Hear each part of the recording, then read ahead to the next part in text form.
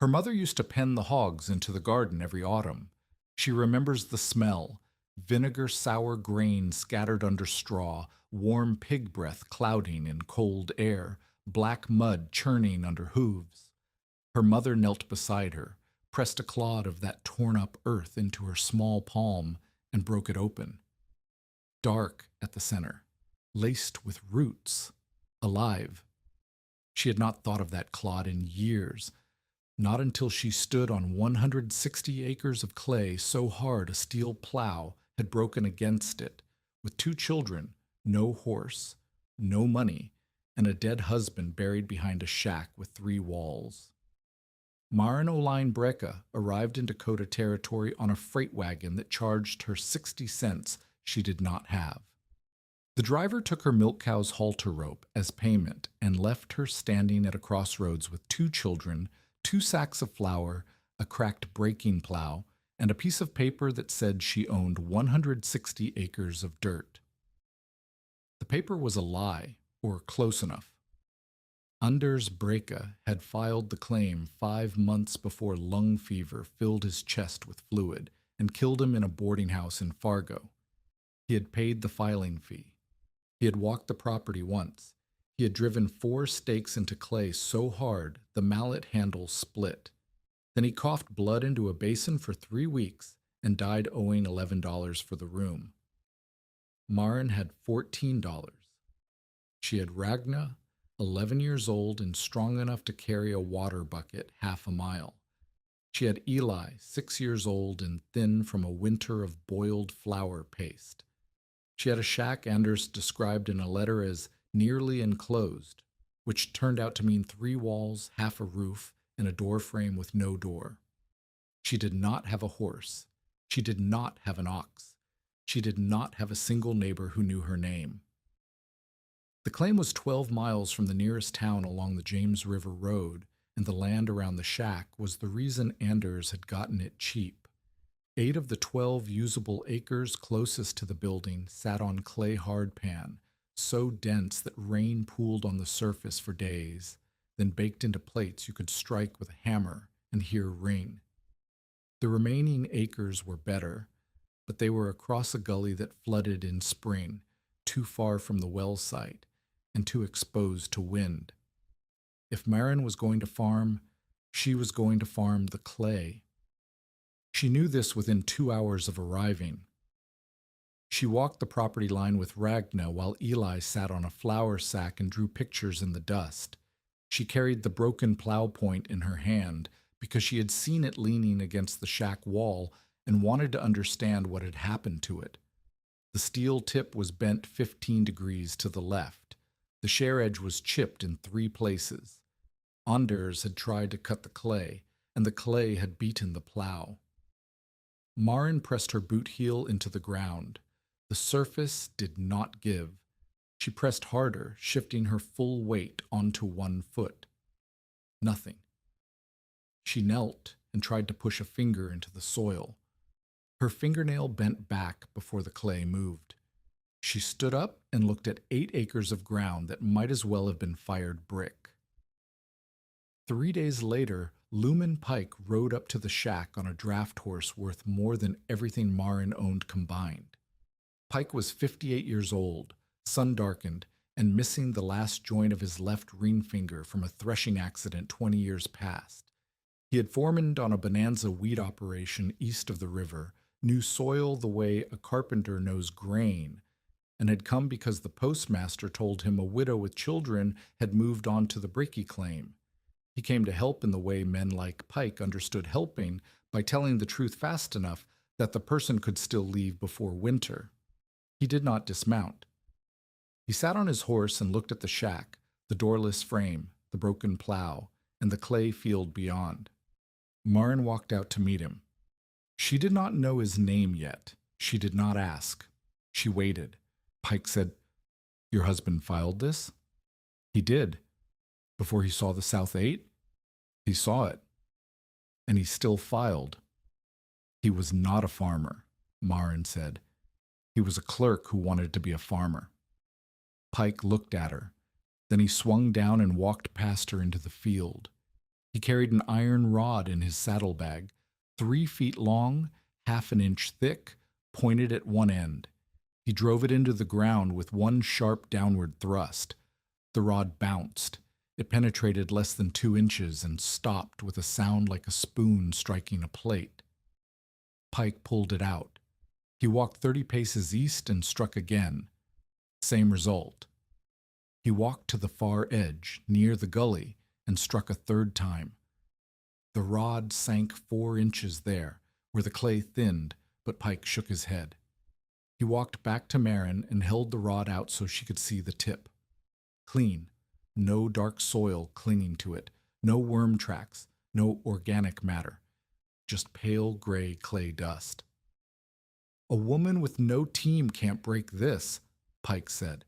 A man with one good team would curse it. How much would a team cost? Marin asked. Horse and harness? $75 if you find someone willing to sell to a homesteader. Marin had $14. She kept her face still. Pike told her the rest of the math while his horse stamped flies. Seed wheat for 8 acres would cost between $8 and $12, depending on the variety and the seller's mood.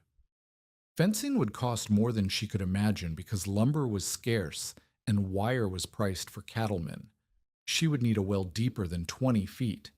She would need food for 3 people through winter and spring. She would need a door, a stove, firewood, nails, rope, a hay rake, a pitchfork, and a scythe. She would need all of this before she could even think about putting a seed in the ground. Most families start with $300 and finish broke, Pike said. You're starting with $14 and 2 children. $13, Marin said. I owe the freight line 60 cents. Pike looked at the broken plow. He looked at the shack. He looked at Ragna carrying water from the creek in a pail that leaked. Walk away, he said. Go to Fargo. Find work washing or sewing. Your husband's buried? Behind the shack. Pike paused at that. A grave changed the math in ways money could not calculate. A woman who walked away from her husband's grave walked away from something no one in the territory would forget, including her children. Then God help you, Pike said. He mounted his horse and rode north without looking back. Marin watched him go. Then she turned and looked at the clay field.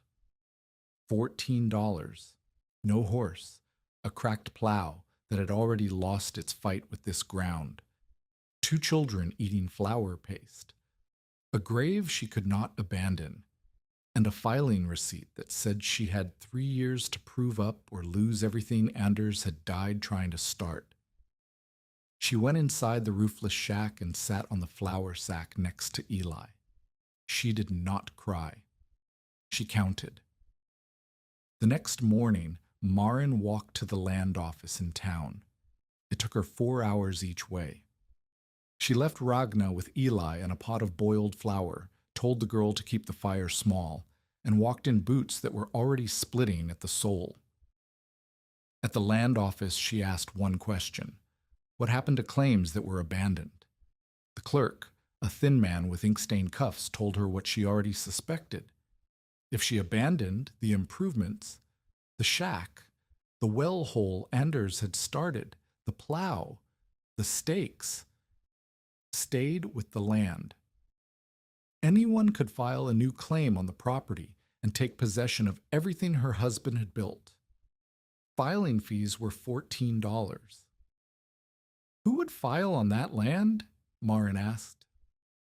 The clerk looked uncomfortable. He said a man named Asa Beal had been asking about the claim since Anders died. Marin knew the name. Beal ran the grain buying operation and the general store.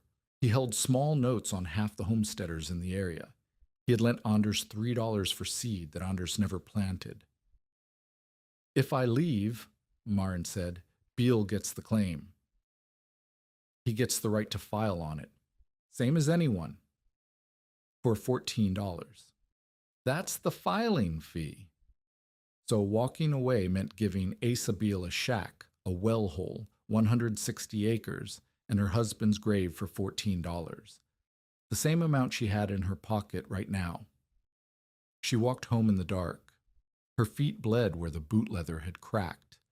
She ate cold flour paste with her children and listened to the wind push through the wall gaps. She could not leave. The money she had would not get her to Fargo and keep 3 people alive long enough to find work. The claim was worthless without a way to break the soil, but abandoning it meant handing everything to a man who had already profited from her husband's debt. She was trapped on land she could not farm, with money she could not stretch, surrounded by people who saw her as a temporary problem. The next day she began patching the roof with grass bundles and willow branches. It was not farming, it was not progress. But it kept rain off Eli's sleeping spot, and it kept her hands busy while her mind worked on a problem that had no visible solution. The solution walked into town 9 days later, squealing. Corwin Vale drove a slatted freight wagon down the James River Road with 50 pigs crammed into a box that should have held 30. The pigs were thin. Their ribs showed through mud-caked hair. Several had running sores on their legs from standing in their own waste. They had been rejected by a pork outfit near Bismarck because they were too sick to fatten on schedule, and Vale had bought them for almost nothing, hoping to sell them to anyone desperate enough to take a chance. Nobody in town wanted them. The feed store owner looked at the animals and told Vale he was hauling money-shaped corpses. A farmer with a farrowing operation said the pigs would bring disease into his herd. Even the rendering man shook his head. Myron was in town buying salt, 20 cents for a paper cone that would last 2 weeks, when she heard the pigs, not the sound itself. The sound of what pigs were doing to the ground. Vale had parked the wagon near the stockyard fence while he argued prices. 3 pigs had forced their snouts through a gap in the slats and were rooting at the packed earth outside, not gently, not casually. They were digging with the frantic energy of animals that had not been allowed to root in weeks. One pig pried up a chunk of hard-packed clay bigger than Marin's fist and flipped it aside like it weighed nothing. Marin stopped walking. She set the salt cone on a fence post and watched. The pigs did not care that the ground was hard. Hardness was irrelevant to a pig's snout. A pig's snout was cartilage, and muscle evolved specifically to break ground that tools found difficult. What mattered to the pig was not the resistance of the soil, but the promise of something under it, a grub, a root, a scrap of fermented grain. As long as the pig believed food was down there, the pig would dig. Marin stood beside that fence for 20 minutes. She watched 3 sick, starving, worthless pigs break more ground in that time than she could have broken in a day with her cracked plow. And she remembered something. Her mother in Minnesota had kept hogs, not for pork alone. Her mother had penned hogs into garden ground every fall, scattered sour mash under straw, and let the pigs tear the patch apart before winter. In spring, the soil was loose, black, rich with manure, and full of the earthworms that followed where pigs had been. As a girl, Marin had watched her mother press a clod of pig-worked soil into her palm and break it open, dark at the center, alive with roots. Her mother had never called it plowing. She called it putting the ground through the hogs. Marin looked at the 50 sick pigs in Vale's wagon. She looked at the clay chunks scattered where 3 snouts had broken the stockyard ground. She calculated. Not magic, not miracle soil. Appetite. Pigs root because they are hungry. Hungry pigs in a confined space will root every inch of ground they can reach. They break the crust. They churn the subsoil. They trample straw and stubble into the dirt. And they leave behind manure, nitrogen, phosphorus, potassium mixed directly into the broken ground by their own hooves. Her mother had done this with 4 pigs on a kitchen garden. What would 50 pigs do to 8 acres? The method assembled itself in Marin's mind while she stood at that fence, not as a dream, as a calculation. Divide the 8 acres into half-acre pens, 16 pens. Build fences from willow stakes, brush, and whatever wire she could beg or salvage. Scatter fermented grain mash in narrow lines so the pigs root in strips instead of random holes. Keep them in each pen long enough to break the crust, churn the soil, eat every grub and root they can find, and trample their own manure into the broken ground. Move them before the pen becomes a wallow. Drag the turned soil with a homemade harrow, thorn branches lashed to the broken plow beam. Let the ground rest through late winter. Sow hard red spring wheat in April. The risks were enormous. If the pigs died, and half of them looked close, she would have spent her last money on corpses. If they escaped the pens, they would root her neighbor's fields, and she would owe damages she could not pay. If she left them too long in one place, the ground would not be a seedbed. It would be rutted mud. And if the whole scheme failed, she would have no crop, no money, no pigs, and no time to try anything else before winter. She walked to Vale's wagon. How much for the lot? Vale stared at her. He looked at her split boots, her flour-dusted dress, the salt cone balanced on the fence post. You don't want these pigs, he said. How much? $12, all 50. That would leave her $2. $2 for seed, fence material, food, and everything else she would need for the next year. Marin paid him. Nell Katie was the first to tell Marin she had made a mistake. Nell was 30 years old, the wife of a homesteader 3 claims north, and the mother of 4 children who were all alive, which, in Dakota Territory in 1881, qualified as significant accomplishment. She was not cruel. She had left a jar of pickled turnips at Marin's shack the week before without explanation or expectation of thanks. She was the kind of neighbor who helped because helping was what you did, and who spoke plainly because lying was what you did not do. She came to Marin's claim the morning after the pig purchase and found Marin counting willow stakes by the creek. I heard you bought Corwin Vale's dying herd, Nell said. They are not dying. 3 of them could not stand when he unloaded. They stood by evening. Nell watched 2 of the pigs nosing at the hard ground near the shack. They were not rooting yet. They were too weak to root with conviction.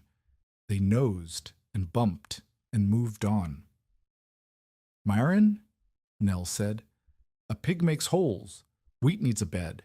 You're confusing a mess with a field. Myron did not answer immediately. She finished counting her stakes, 42, not enough are, and turned to face Nell. My mother used pigs on garden ground every year. A garden is not 8 acres of clay hardpan. The principle is the same. The scale is not the same. The risk is not the same. You have 2 children and $2 and 50 animals that need feed you cannot buy. I can make feed, sweepings, and water, and time. Nell looked at Marin the way women on the frontier looked at other women who had chosen the wrong path but had not yet learned it, not with contempt, with pity sharpened by the knowledge that pity was useless. When those pigs die, Nell said, come to my house. I can feed your children for a week. After that, you need to go to Fargo. Marin thanked her for the pickled turnips and went back to cutting willow. Asa Beale found out about the pigs on the same day. Beale was 46 years old, owned the grain-buying scale and the general store, and held small debts on enough homesteaders to make him the most comfortable man in the area without farming a single acre himself. He was not a villain in the way stories needed villains. He was a man who understood that frontier economics rewarded patience. He lent small amounts at fair rates. He bought grain at prices he set himself because he owned the only scale within 20 miles.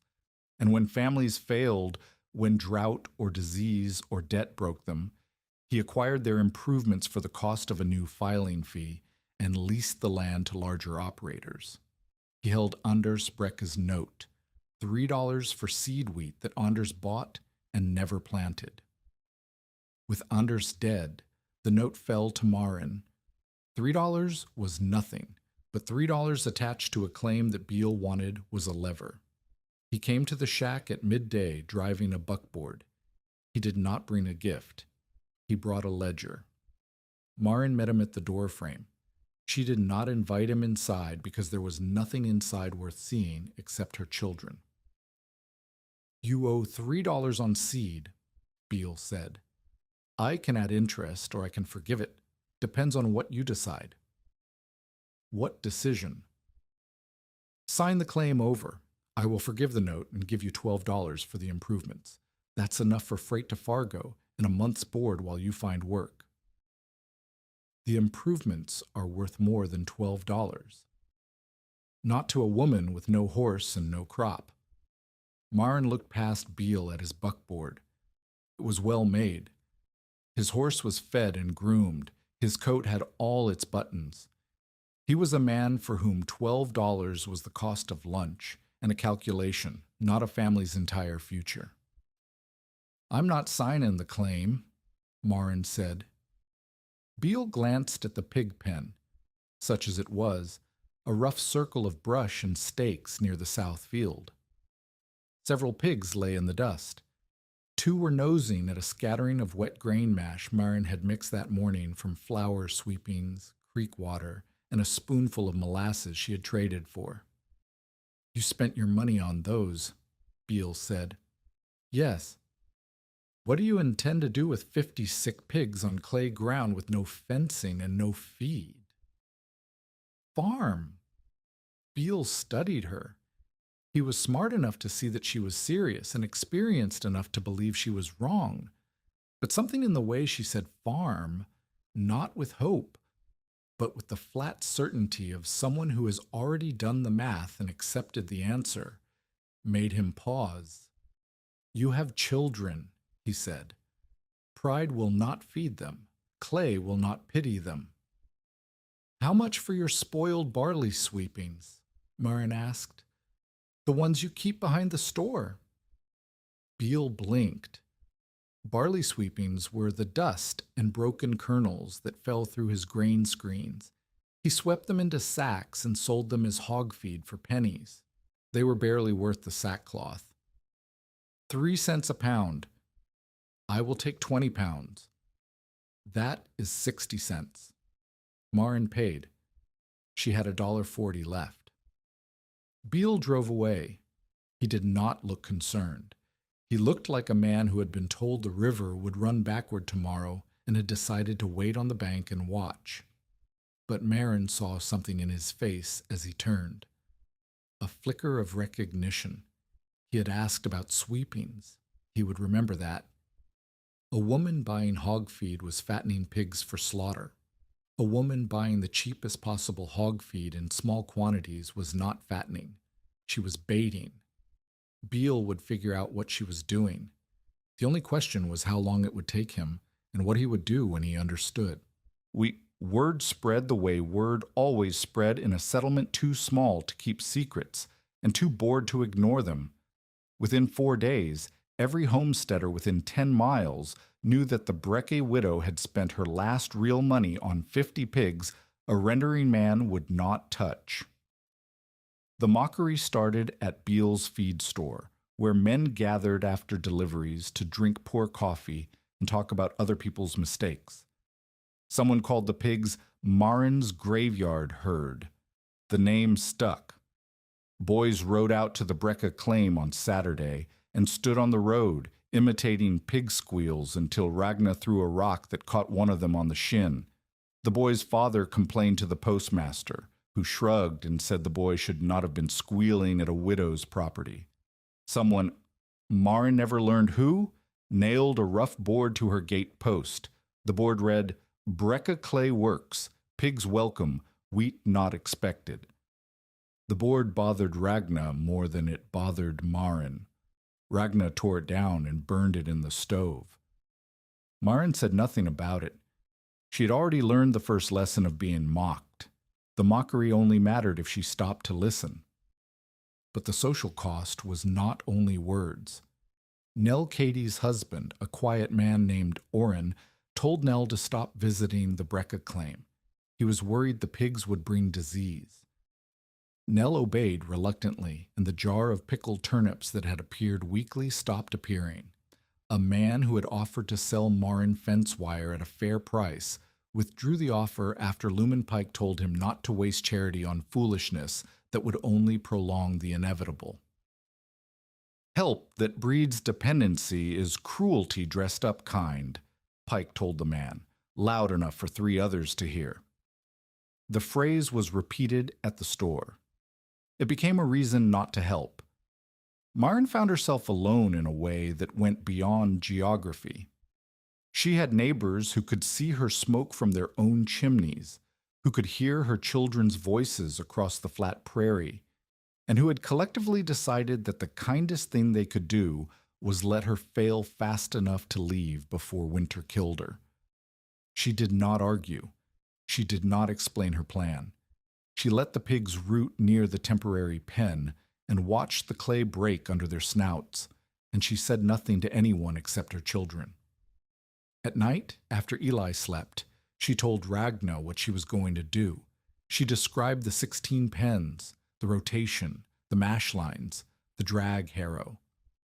Ragna listened with the seriousness of a child who understood that her mother's plan was the only thing standing between them and Asa Beale's buckboard coming to take them to Fargo. "Will it work?" Ragna asked. "I do not know," Marin said.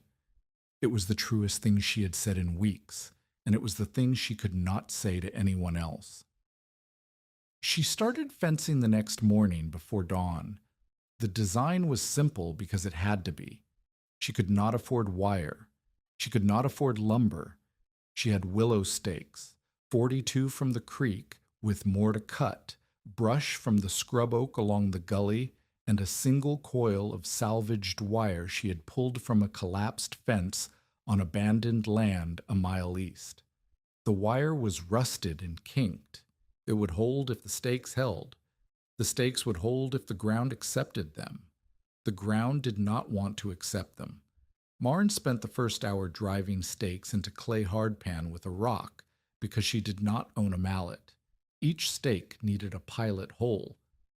She used the broken plow point as a punch, striking it with the rock until it sank 4 inches, then pulling it out and jamming the willow stake into the hole. 4 inches of grip in clay that grabbed like a fist. It would hold against a curious pig. It would not hold against a determined one.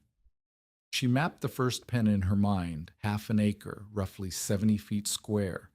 16 pens would cover the 8 acres. She needed stakes every 4 feet, with brush woven between them and wire running along the top and bottom. That was 35 stakes per side, 140 stakes per pen, 2,240 stakes for 16 pens. She had 42. Ragna came out at sunrise and found her mother bleeding from both palms where the rock had slipped. Marin had driven 14 stakes. She had fenced one side of 1 pen, a line of willow sticks and brush that looked like something a child would build to keep rabbits out of a garden. Marin looked at the line. She looked at her hands. She looked at the 50 pigs milling in their temporary brush circle, bumping against the walls, testing every gap with their snouts. 2,240 stakes, 16 pens, 8 acres, alone. She picked up the rock and drove the 15th stake. If you have ever been told that what you were building was impossible by someone who never once asked how you planned to build it, tell us about it in the comments. By the end of the first week, Marin had completed 3 sides of the first pen and started the 4th. Her hands were blistered to the point where the blisters had broken, dried, cracked, and broken again. She wrapped them in strips torn from a flour sack and kept working. Ragna cut willow after school. There was no school, but Marin made her read from Anders's Bible for 1 hour each morning before allowing her to work, and dragged bundles to the fence line. Eli collected brush. He was 6. The brush piles he built were small and crooked. Marin used everyone. The pigs watched. They had been eating the sour mash Marin mixed each morning. Sweepings, water, a scrape of molasses, and the strongest ones had begun to root near their temporary pen. Not deep, not with the conviction she needed, but enough to tell her the principle was sound. A pig given food on the surface will eat from the surface. A pig given food scattered in the dirt will dig for it. A pig given a trail of fermented mash buried in scratches across hard ground will root along that trail until it finds every grain. She needed to get them into the first pen before they ate through the temporary brush circle. She needed the pen finished before the pigs decided that freedom was more interesting than food. She needed 2,000 more stakes before she could build the second pen. On the 9th day of fencing, she finished pen number 1. It was ugly. The stakes leaned at different angles. The brush was patchy. The wire sagged in 2 places where she had spliced rusted ends, together with twists that cut her fingers. But it enclosed a half-acre rectangle of clay hardpan, and when she pushed against the fence with both hands, it held. She mixed a batch of sour mash, sweepings, water, the last scrape of molasses, and carried it into the pen in a cracked bucket. She poured a thin line across the ground, not a pile, a line. Her mother's method. A pile makes fighting. A line makes searching. Then she opened the gap between the temporary circle and the pen and let 12 pigs through. The first pig hit the mash line and dropped its snout. The second followed. Within a minute, all 12 were rooting along the trail Marin had laid, their snouts driving into clay that no plow in the territory could cut. They did not root delicately. They drove their heads down and forward, throwing clods behind them, grunting with the single-minded focus of animals who had been starved long enough to believe that every inch of ground might hold food. Marin knelt at the pen's edge and watched. In 10 minutes, the 12 pigs had churned a strip 3 feet wide and 20 feet long into rough broken ground. The clay was not soil yet. It was rubble, chunks and clods and torn root material mixed with manure and straw the pigs had dragged in on their hooves. But it was broken. A spade would enter it. A harrow could drag it flat. She sat back on her heels and pressed her bleeding hands against her knees. It worked. The principle worked. A pig's hunger was stronger than iron. A pig's snout was more patient than steel. The question was no longer whether the method could break clay. The question was whether she could build 15 more pens, keep 50 pigs alive and moving, and finish before the ground froze solid. She stood up and walked to the creek to cut more willow. The weather turned on the 4th week. Not winter. Not yet. But cold rain came sideways off the prairie for 3 days straight, and the clay field responded the way clay always responds to water. It sealed. The surface became slick and greasy. The pig tracks in pen one filled with standing water.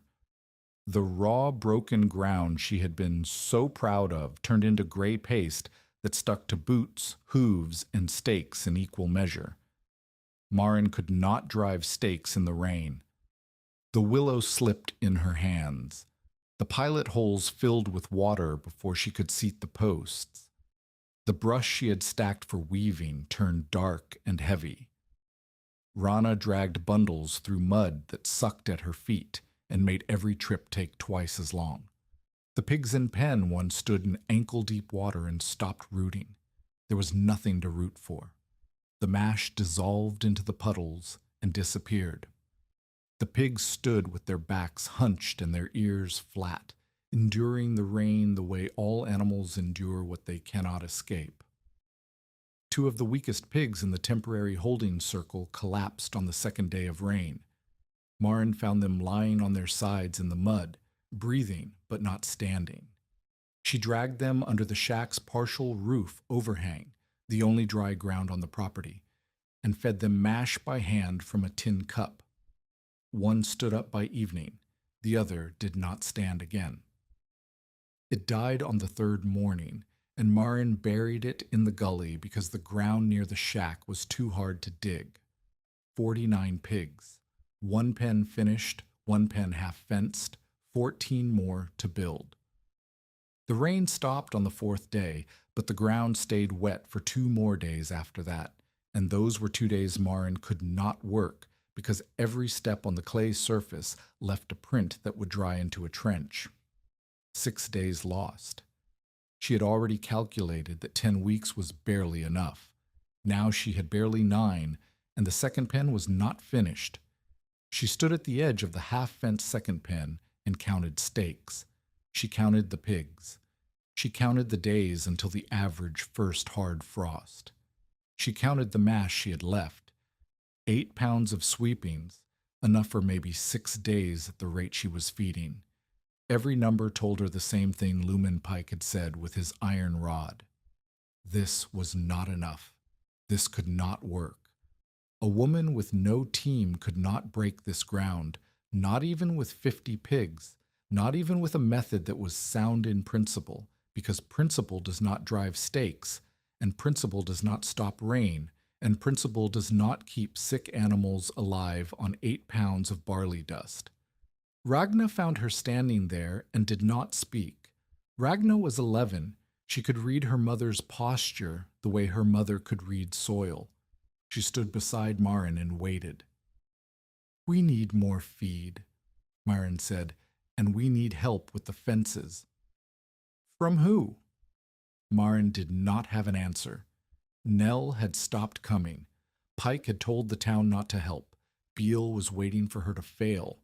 There was no one left to ask, and asking meant admitting that the mockery was right, that one woman with 50 sick pigs was exactly the joke everyone said she was. She picked up her rock and her plow point punch and started on the next stake hole. The ground was still soft from the rain. The stake slid in on the second strike, deeper than any stake she had set before. 4 inches, 5, 6 inches of grip. Marin stopped. She looked at the stake. She looked at the wet clay. The rain had softened the ground, not for her, for the pigs. If she moved pigs into a pen after rain, when the surface was yielding, they would root deeper, faster, with less effort. The rain was not a setback. It was a tool. She just had to sequence the work around it, fence during dry spells, move pigs after wet ones. She drove the next stake and began planning the rotation around weather instead of against it. It was not enough. It was not nearly enough. But it was the first moment since arriving in Dakota Territory that Marin felt she understood something the land was trying to teach her instead of fighting a war she could not win. 2,000 miles to the east, the price of hard red spring wheat climbed 3 cents on the Minneapolis Exchange. Marin did not know this. She would not learn it for months, but it meant that if she could coax a crop from 8 acres of pig-rooted clay, the crop would be worth more than anyone in the territory expected. That was a problem for spring. Spring was a lifetime away. The problem for now was the second pen, the dying light, the empty mash bucket, and the 49 pigs waiting for ground soft enough to tear apart. Marin drove stakes until she could not see her hands. Then she went inside, fed her children boiled flour, and fell asleep sitting up because lying down meant she would not rise again before dawn. Tomorrow she would finish the second pen. Tomorrow she would move pigs. Tomorrow the clock would still be running, and the clay would still be waiting, and Asa Beale would still be sitting in his store counting the days until she broke. She intended to make him count a very long time. The man who changed everything arrived on foot, carrying a feed sack over one shoulder and favoring his left leg. Jakob Ratzlaff was 56 years old, German-Russian by birth, and built like a fence post that had weathered 30 winters without falling. His right hand was scarred from knuckle to wrist where a threshing chain had caught it years ago, folding the skin into a ridge of white tissue that made his grip look wrong but did not weaken it. He had worked Mennonite wheat farms in Kansas before moving north, and he knew animals the way some men knew scripture, not from study, but from proximity so long and so close that the knowledge had stopped being knowledge and become instinct. He found Marin on the morning after her third pen collapsed. She had built it in 2 days, working through dusk, and the pigs had dismantled it in 4 hours. They had found the weak corner, the place where 2 brush panels met at an angle, and pushed through it with the patient, relentless pressure of animals who had nowhere else to go and nothing else to do. 8 pigs escaped into the open prairie. Marin and Ragna spent the night chasing them with a rope and a lantern, recovering 6. 2 were still missing at dawn. Marin was kneeling at the broken corner, trying to reseat a stake in clay that had been churned apace by pig hooves, when she heard a voice behind her. "They test corners," Jakob said. "Not straight lines. Corners." Marin turned. She saw a limping stranger with a scarred hand and a feed sack and no introduction. "Pigs push where the fence changes direction," Jakob said. "A straight run, they bump and move on. A corner, they lean. They lean all day. 1 pig leans, then 2, then 4. By evening, the corner is 6 inches out of true. By morning, it is flat." "I know that now," Marin said. "You knew it before. You just did not have time to build for it." He set the feed sack down. It clinked. Inside were 6 iron stakes. Real iron, not willow. Each 18 inches long with a pointed end. "For corners," he said. 2 per corner, driven deep, crossed. Willow is fine for the runs. Corners need iron. Marin looked at the stakes. She looked at Jakob. She did not ask why he had come. On the frontier, you did not ask why someone helped. You asked what they needed in return. "What do you want for them?" "I want to see if this works," Jakob said. He looked at the churned ground inside the collapsed pen, the raw, ugly, broken clay that the pigs had torn apart. He knelt, which cost him visible effort because of his bad leg, and picked up a handful of the rooted soil. He squeezed it. He opened his hand. The clay crumbled instead of holding its shape. "How long were the pigs in this pen?" he asked. 6 days. Too long for half an acre. 4 days maximum. 5 if the ground is dry. 6, and you get this." He gestured at the churned mud around the broken corner. "Wallow, not seedbed. The difference is 2 days." "How do you know this?" Jacob stood up slowly. "I kept pigs on a Mennonite farm for 9 years, not for soil, for waste. But I watched what they did to the ground. Every man watched. Nobody did anything about it because we had teams and plows, and did not need pigs to break dirt." He looked at Marin's split boots, her wrapped hands, the willow stakes stacked by the creek. "You need pigs to break dirt," he said. "Yes." "Then I will show you how not to ruin the ground while you break it." Jakob did not move onto the claim. He lived somewhere north. Marin never learned exactly where that first week, and arrived each morning before dawn, limping down the road with his feed sack and his quiet authority. He did not give orders. He demonstrated. He built one corner while Marin built the other and let her see the difference. His corners had double stakes driven at angles so they crossed underground, braced against each other. He smeared axle grease on the lowest wire, so pigs who pushed low met slick metal that gave them nothing to grip. He set brush panels inside the corner, thorns facing inward, so that any pig who reached the wire had already pushed through a wall of pain. "The pig is not stupid," Jakob told Marin while they worked. "The pig is patient. You must be more patient, not stronger, more patient." His second lesson was feeding.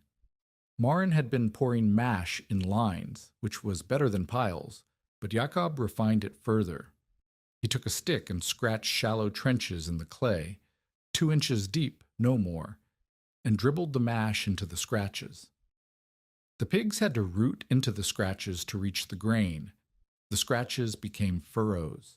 The furrows weakened the clay surface and gave the pigs' snouts a starting point for deeper work. Do not feed in open ground, Jakob said. Feed where you want damage. The pig follows the food. The food follows you. You are the plow. His third lesson was timing. This was the hardest one because it required judgment, not labor. Jakob knelt in the clay of pen 4 Null, the next pen they were preparing, and rolled a clod between his fingers. He pressed it with his thumb. He held it up to the light. When it ribbons like bread dough, the ground is too wet, he said. Move the pigs in now, and they will make soup. When it crumbles after pressure, the ground is ready. Move the pigs in, and they will make soil. How long between ribbon and crumble? 2 days, sometimes 3. Depends on wind, sun, and how much the pigs have already loosened the surface. He dropped the clod. This is the part no one can teach you from a book. You learn it with your hands. Every morning pick up a clod, press it, know what the ground is telling you before you decide anything. Maren pressed a clod. It held its shape, dense, wet, cold. Wait, Jakob said. She waited. 2 days later, the same ground crumbled in her palm. She moved the pigs in. Progress came in ugly increments. By the first hard frost in late October, Maren had 4 pens rooted and dragged. The dragging was a miserable job. She had built a harrow from thorn branches lashed to the broken plow beam with rope, and she dragged it herself. No horse, no ox, just her weight pulling a crude frame across churned clay. Ragna walked behind, breaking the largest clods with a hoe. The result was not a seedbed by any standard a real farmer would recognize. It was rough, lumpy, stinking ground pocked with hoof prints and streaked with manure. But when Maren pushed her hand into it, the ground gave. 5 inches down, 6 in places. 5 months ago, it had stopped a steel plow point. 4 pens done. 12 to go. The clock read differently now. Frost would slow the pigs, but not stop them. They rooted through frozen surfaces if the subsurface was loose enough. But deep freeze would lock the clay entirely. Maren calculated she had until late February, maybe early March, before the ground became unworkable again. After that, the thaw would come fast, and she had to sow wheat before the window closed. 5 months, 12 pens, 48 pigs. Another had died in the cold, a runt whose lungs had never been strong. Jakob came every day. He and Maren rebuilt corners, adjusted fence lines, mixed mash in a barrel he had brought from wherever he lived. They argued about pen 5. Maren wanted to leave the pigs in for a full week because the clay there was the hardest on the property, so dense that even the pigs' snouts made slow progress. Jakob said 5 days maximum. The ground will tell you when it is done, he said. The ground is telling me it needs more time. The ground is telling you it is wet. Wet clay churns into slick. You want broken, not slick. 5 days. Maren left the pigs in for 6. On the 6th day, a hard rain turned the pen into gray glue. The pigs stood shin deep in muck and stopped rooting. 2 days of sun were needed to dry the surface enough to drag. She lost those 2 days, plus the 1 extra day she had insisted on. Jakob did not say he was right. He picked up a clod from the pen, squeezed it, and held it out so Maren could see the ribbon. She nodded. She did not make the same mistake again.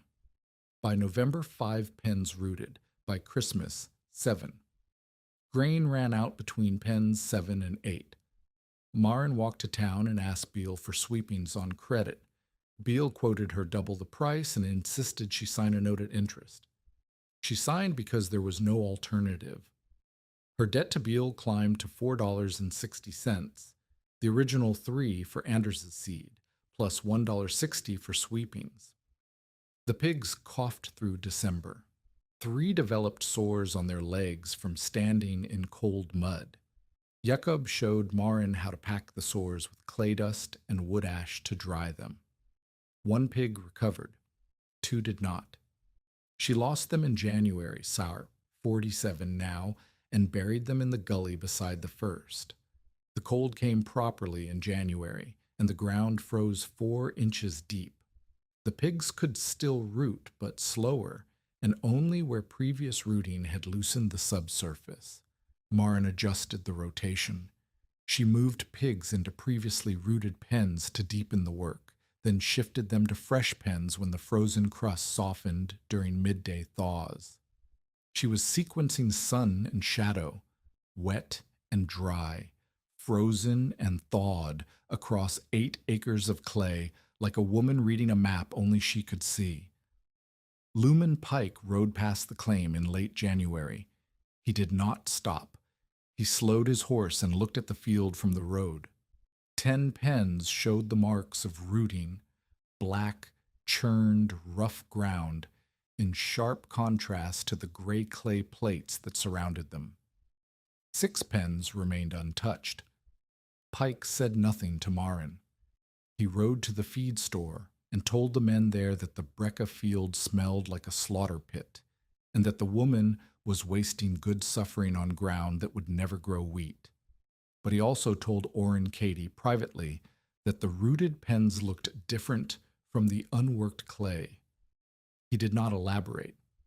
Different was not praise, but it was not dismissal either, and from Lumen Pike, different was as close to curiosity as anyone had ever heard.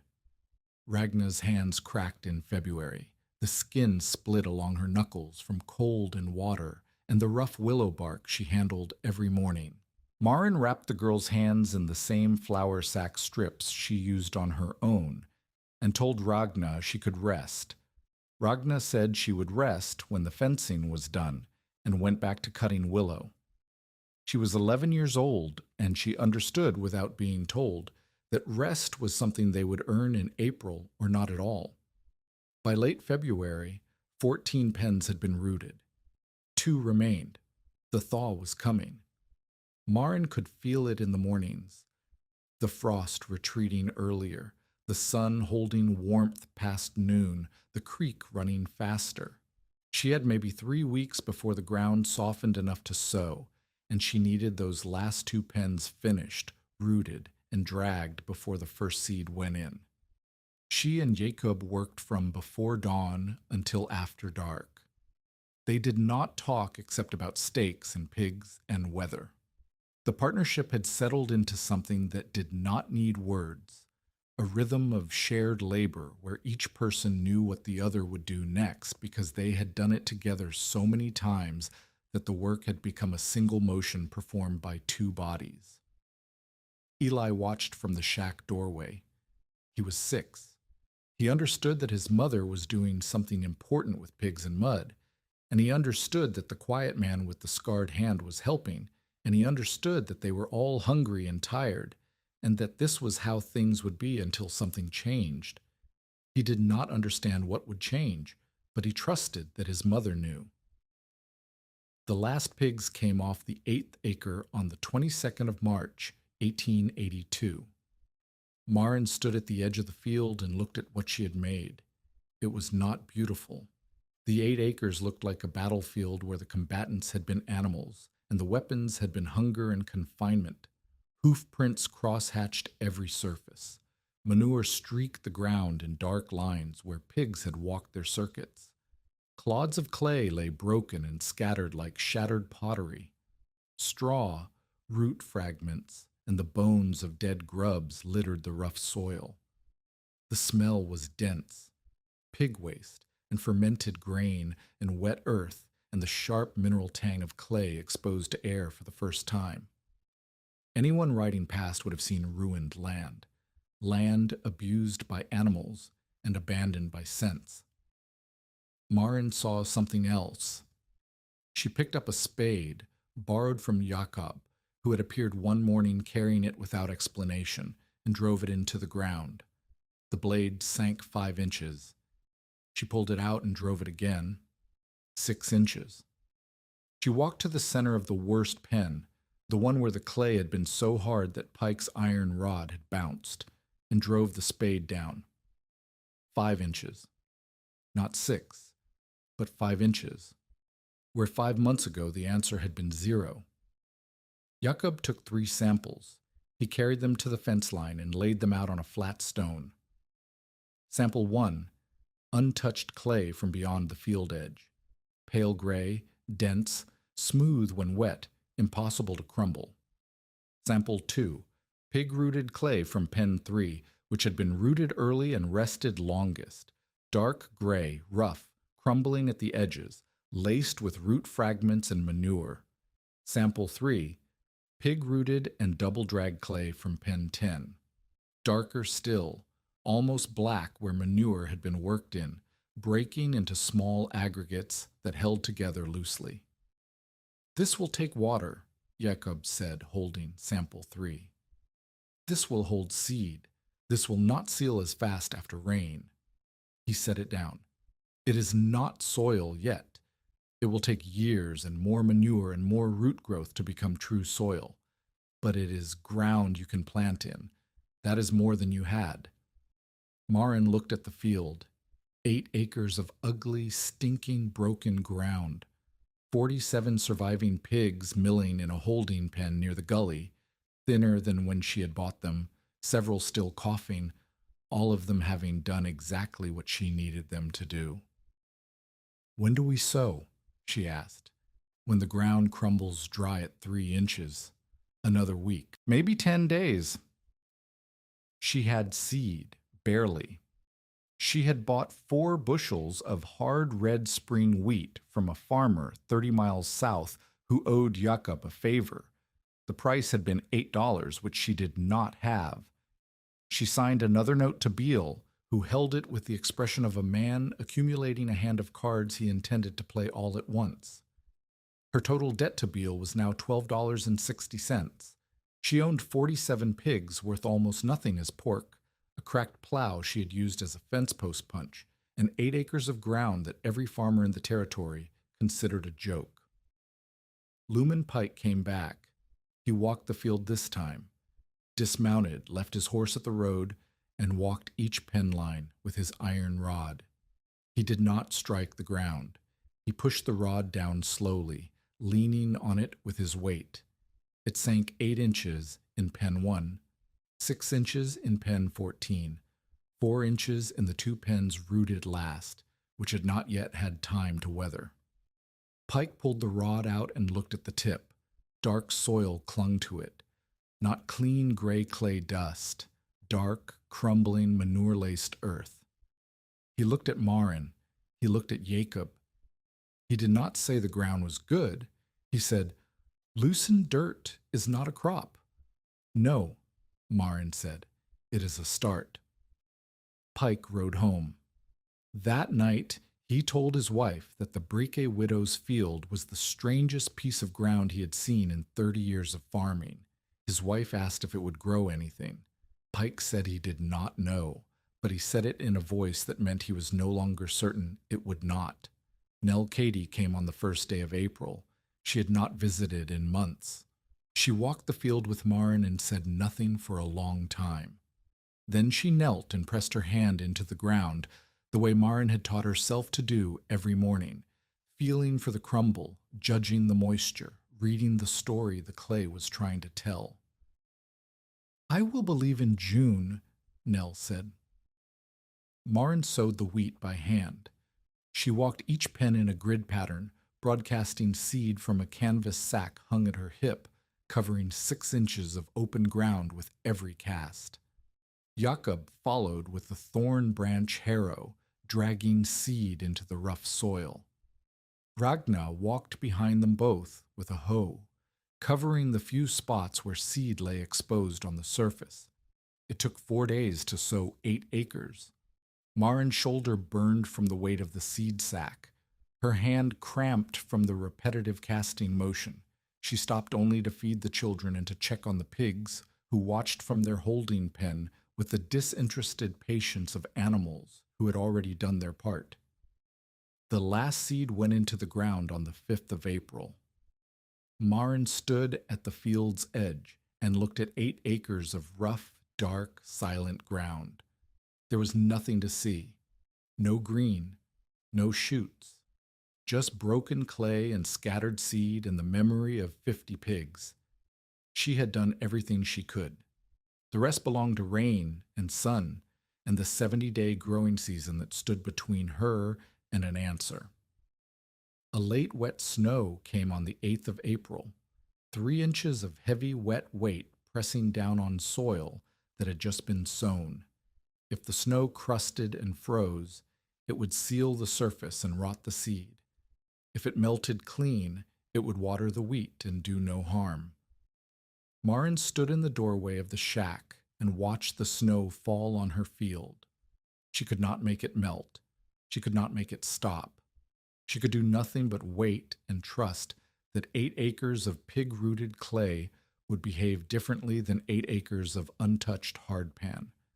The snow melted in 2 days. The ground absorbed it, the rough, broken surface. Those hoof prints and root channels and manure-lined cracks took the water down instead of letting it sheet away. Maren walked the field after the melt and felt the ground soft but not sealed, open but not washed. She went inside and sat on the flour sack next to Eli and breathed for the first time in 6 months. Green appeared on the 21st of April, not a field of green, scattered threads, thin as hair, pushing through the dark clay in uneven lines that followed the pattern Maren had broadcast and Jakob had harrowed. Not every seed germinated. The rough soil held moisture unevenly, wetter in hoofprints, drier on ridges, and the wheat came up in patches, thick in some spots, thin in others. But it came up. Maren knelt in the field and looked at a single wheat shoot. It was half an inch tall. It was pale green, almost yellow at the base where it emerged from dark soil. It was the most valuable thing she had ever grown, and it existed because 47 surviving pigs had spent 6 months doing what iron and steel could not. The crisis came in late May, and it came from 3 directions at once. The first was weather. A week of sun and wind followed by a sudden hard rain baked and then flooded the surface in a sequence that sealed unworked clay like kiln-fired pottery. Neighboring fields that had been plowed thin, 1 pass, maybe 2, with a share pulled too fast, crusted over. The wheat beneath the crust could not breathe. Yellow patches appeared on Nell Katie's strip, on Oren's South Field, on 3 other homesteads along the road where men had broken ground the conventional way and trusted that 1 plowing was enough. Maren's field did not crust the same way. The rough surface, those ridges and channels and hoof prints that had looked so ugly to every passing eye, broke the rain's force. Water found channels and sank. The crust that formed was thinner, weaker, and cracked within a day as the wheat pushed through from below. The pig-rooted ground had structure that plowed ground lacked. It was not smooth enough to seal. The wheat on Maren's 8 acres grew unevenly, but it grew. The second crisis was Eli. The boy developed fever on the 3rd day of the rain. His forehead burned. His eyes went glassy. He stopped eating the boiled grain Maren prepared and lay on the sleeping mat with his knees pulled to his chest. Maren did not know what the fever was. She knew what it could become. Children died of fever on the Dakota frontier with a regularity that no one spoke about, because speaking about it meant admitting that the land they had chosen to build lives on was actively trying to kill their families. She could not leave the field. The wheat was at its most vulnerable. 3 weeks old, still establishing roots, needing water but not flooding, needing sun but not scorching. The pigs in the holding pen still needed feeding and watering. The fences still needed checking because a loose pig in a wheat field at this stage would destroy a season's work in an hour. She could not leave her son. Eli was 6 years old and burning with fever and asking for water in a voice that sounded like it was coming from the bottom of a well. Maren told Ragna to stay with Eli, keep damp cloths on his forehead, feed him water by the spoonful. Do not let him get up. Do not let him sleep in the sun. Ragna sat beside her brother with a bowl of creek water and a torn cloth, and the focused expression of an 11-year-old who understood that she was the only thing between her brother and something worse. Maren went to the field. Jakob met her there. He saw her face and did not ask. I will take the field, he said. You take the boy. Ragna has the boy. Ragna is 11. Ragna is enough. Jakob looked at her. He did not argue. He understood something about Maren that most people did not, that her refusal to leave the field was not coldness. It was the opposite of coldness.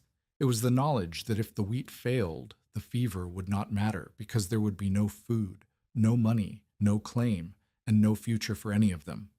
She was choosing the field because the field was choosing everything. They worked in silence. Jacob hauled water from the creek to the pig pen.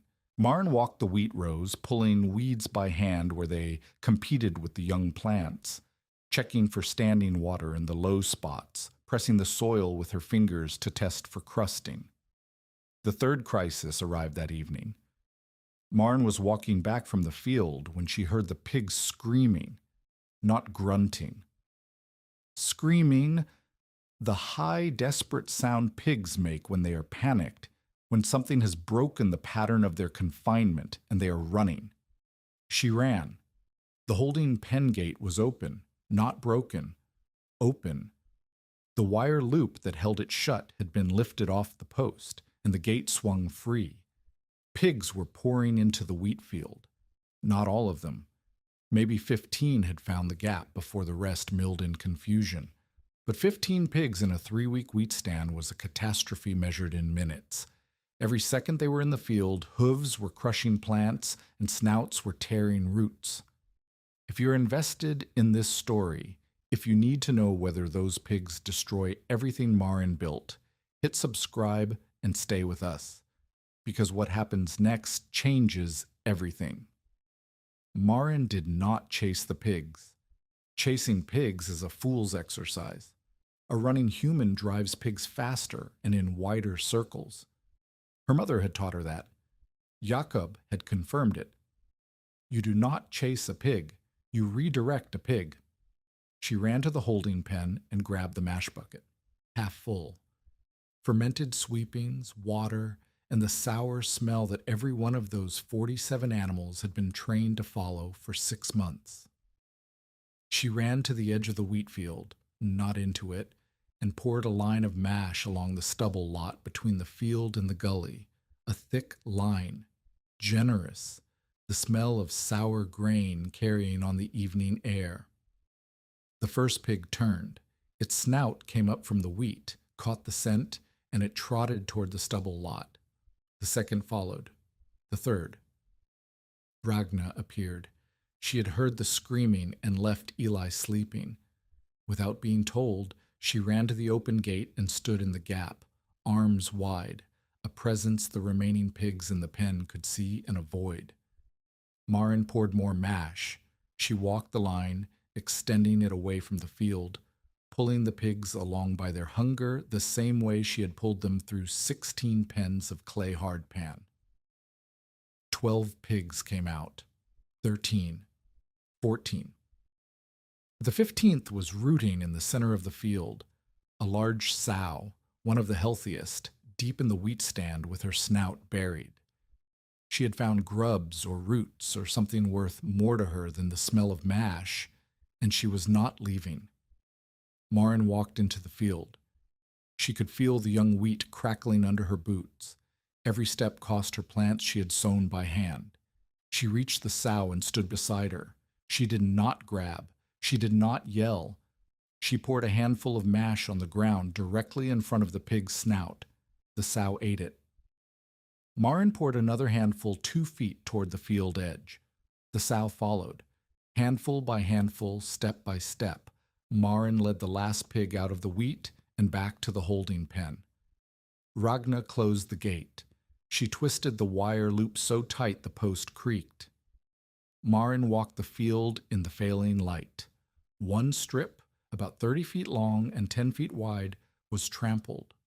Hoof prints, torn plants, uprooted seedlings lying on their sides, maybe 1/20th of the field, damaged but not destroyed.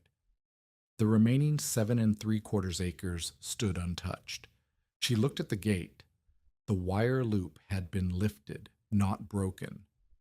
Pigs do not lift wire loops. Someone had opened that gate. She looked toward town. She thought of Asa Beale, who had told 2 boys that the Bricky pigs would be worth watching. She could not prove it. She did not need to. Jakob arrived at a run, as much of a run as his bad leg allowed, having heard the commotion from the road. He saw the trampled strip. He saw the closed gate.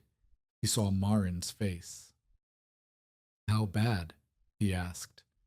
"1 strip, 30 feet. The rest?" "Standing." Jakob looked at the gate. He saw the wire loop. He said nothing about who might have opened it.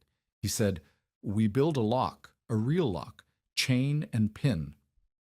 They built the lock that night from a piece of chain Jakob had in his feed sack and a bolt Maren pulled from the broken plow. It was not elegant, but it could not be opened by lifting a wire loop.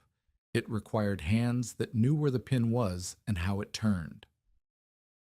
Eli's fever broke on the 3rd day. He sat up, asked for food, and complained that the sleeping mat smelled like pig. Ragna cried, which she had not done when the fever started, because crying when danger was present was a luxury she could not afford, but crying when danger had passed was something even an 11-year-old had earned. Maren held both children and said nothing. There was nothing to say that the holding could not say better. June arrived and the wheat grew. Not uniformly, not beautifully, but it grew. The pig-rooted ground held moisture longer than the plowed fields around it. When rain came, the rough surface drank instead of sealing. When sun came, the broken clay released moisture slowly instead of baking into plates. Neighboring fields struggled. Nell's unamended strip crusted after every rain. The wheat yellowed where roots could not penetrate the sealed surface. Orrin spent 2 days re-breaking crust with a harrow, which cost him time and damaged plants. Lumen Pike's hired man broke a share point on rented ground and lost 3 days to repairs, missing the narrow window when the soil was workable. Asa Beale's tenant acreage, the land he had assembled from failed claims, grew tall early, drawing on whatever nutrients the previous farmer had left. But by mid-June, the wheat was yellowing at the base where the soil had nothing left to give.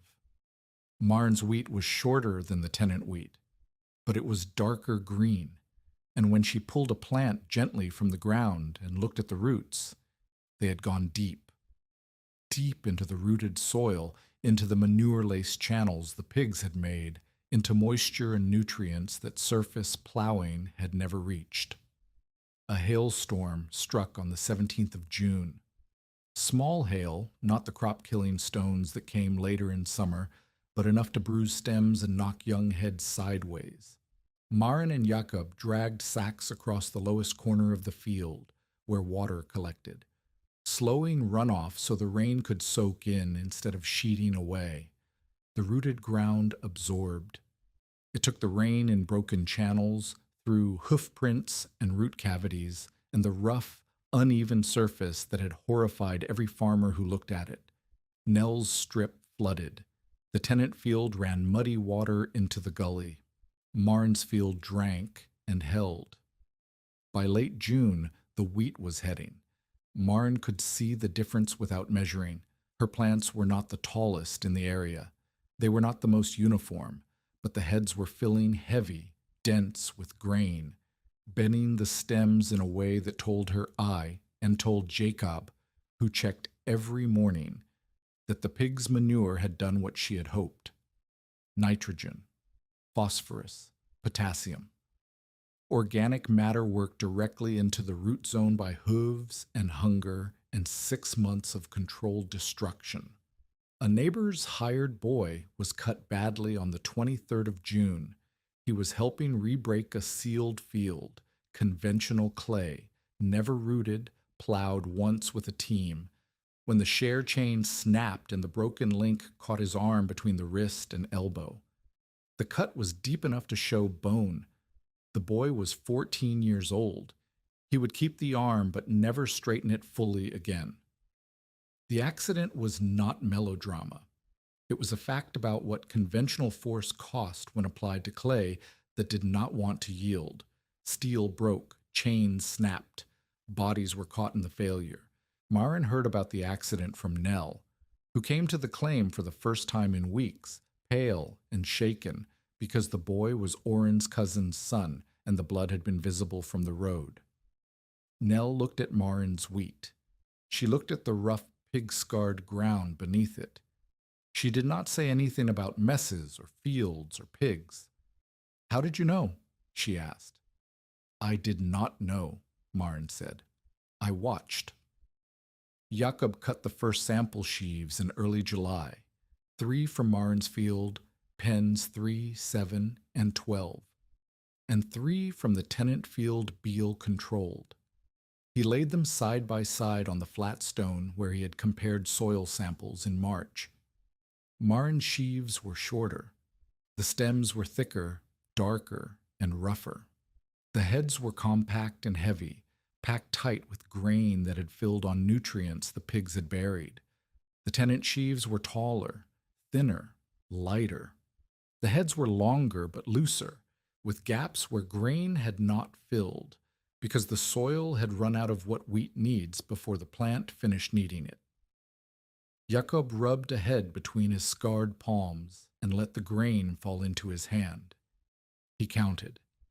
He counted the kernels from Maren's sheaf, and then from the tenant sheaf. He did not announce the numbers.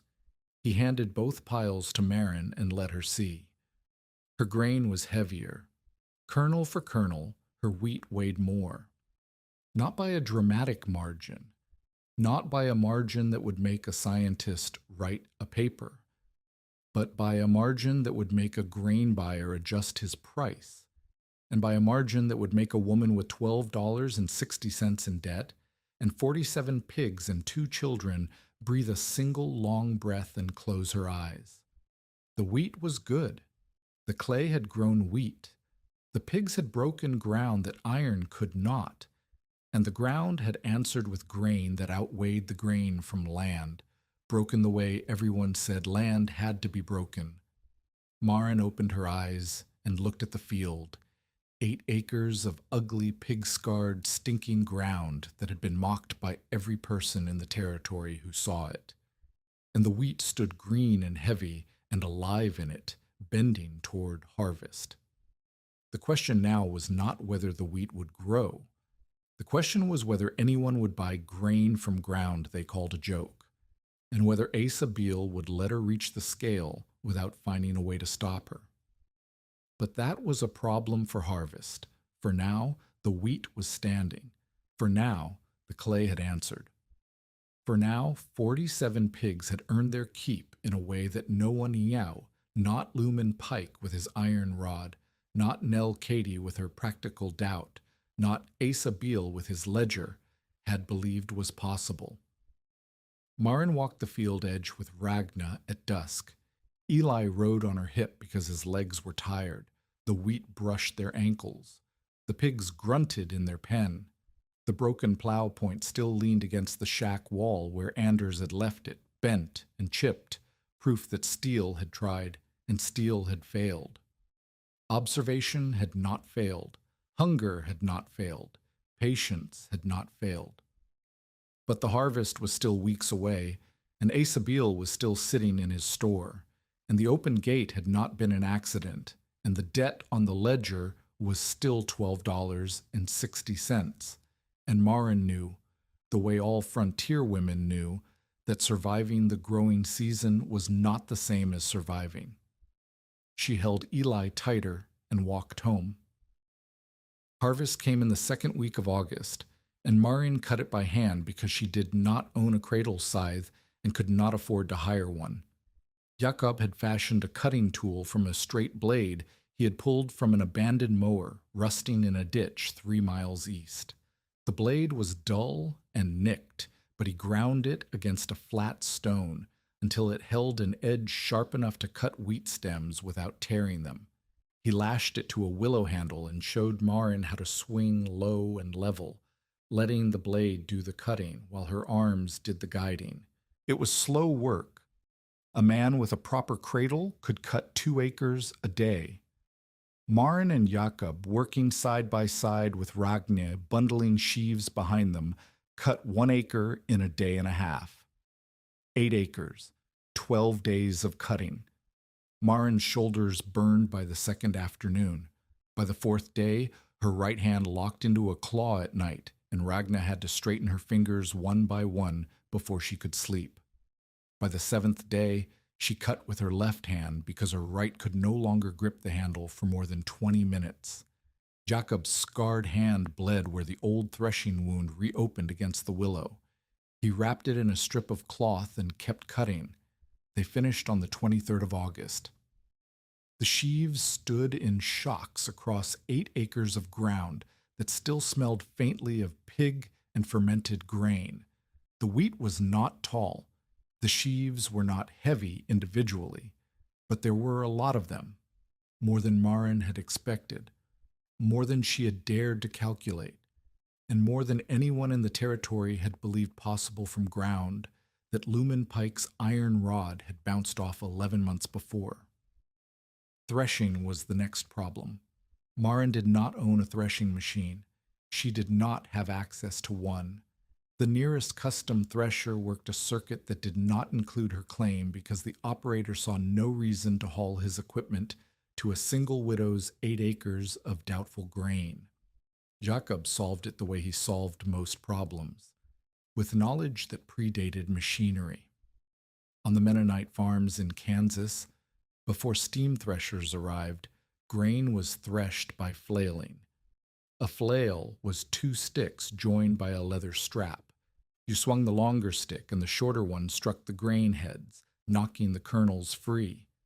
It was the oldest threshing technology in the world, and it worked on any scale, from a single sheaf to a barn floor piled with wheat. They threshed in the open air beside the shack. Jakob built a threshing floor from packed clay. The same hardpan that had defeated Anders's plow now served as a surface smooth and firm enough to catch grain.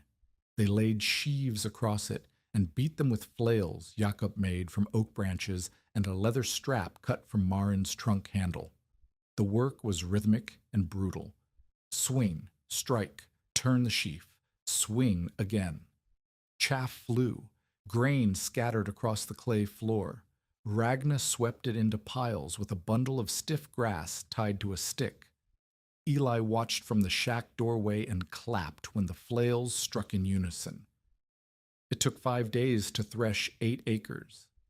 When they finished, the grain lay in a heap on the clay floor, mixed with chaff and dust and fragments of straw. Jakob showed Marin how to winnow. Pour the grain slowly from a height on a windy day, letting the breeze carry the chaff while the heavier kernels fell straight into a canvas laid on the ground. The clean grain filled 11 sacks. Each sack held approximately 2 bushels, 22 bushels from 8 acres, but not evenly distributed. The 4 best acres, the ones rooted earliest and rested longest, had yielded approximately 22 bushels per acre. The roughest 4, rooted last and given the least time, yielded closer to 16. The average across all 8 acres came to approximately 19 bushels per acre. 19 bushels per acre on clay that had been declared dead by every farmer who touched it. Marin sat beside the grain sacks in the evening light and did not speak. Jakob sat beside her. Ragna leaned against the shack wall, with Eli asleep in her lap. None of them said what 19 bushels meant, because saying it out loud felt like tempting something none of them could name. Lumen Pike arrived on the morning the grain was winnowed.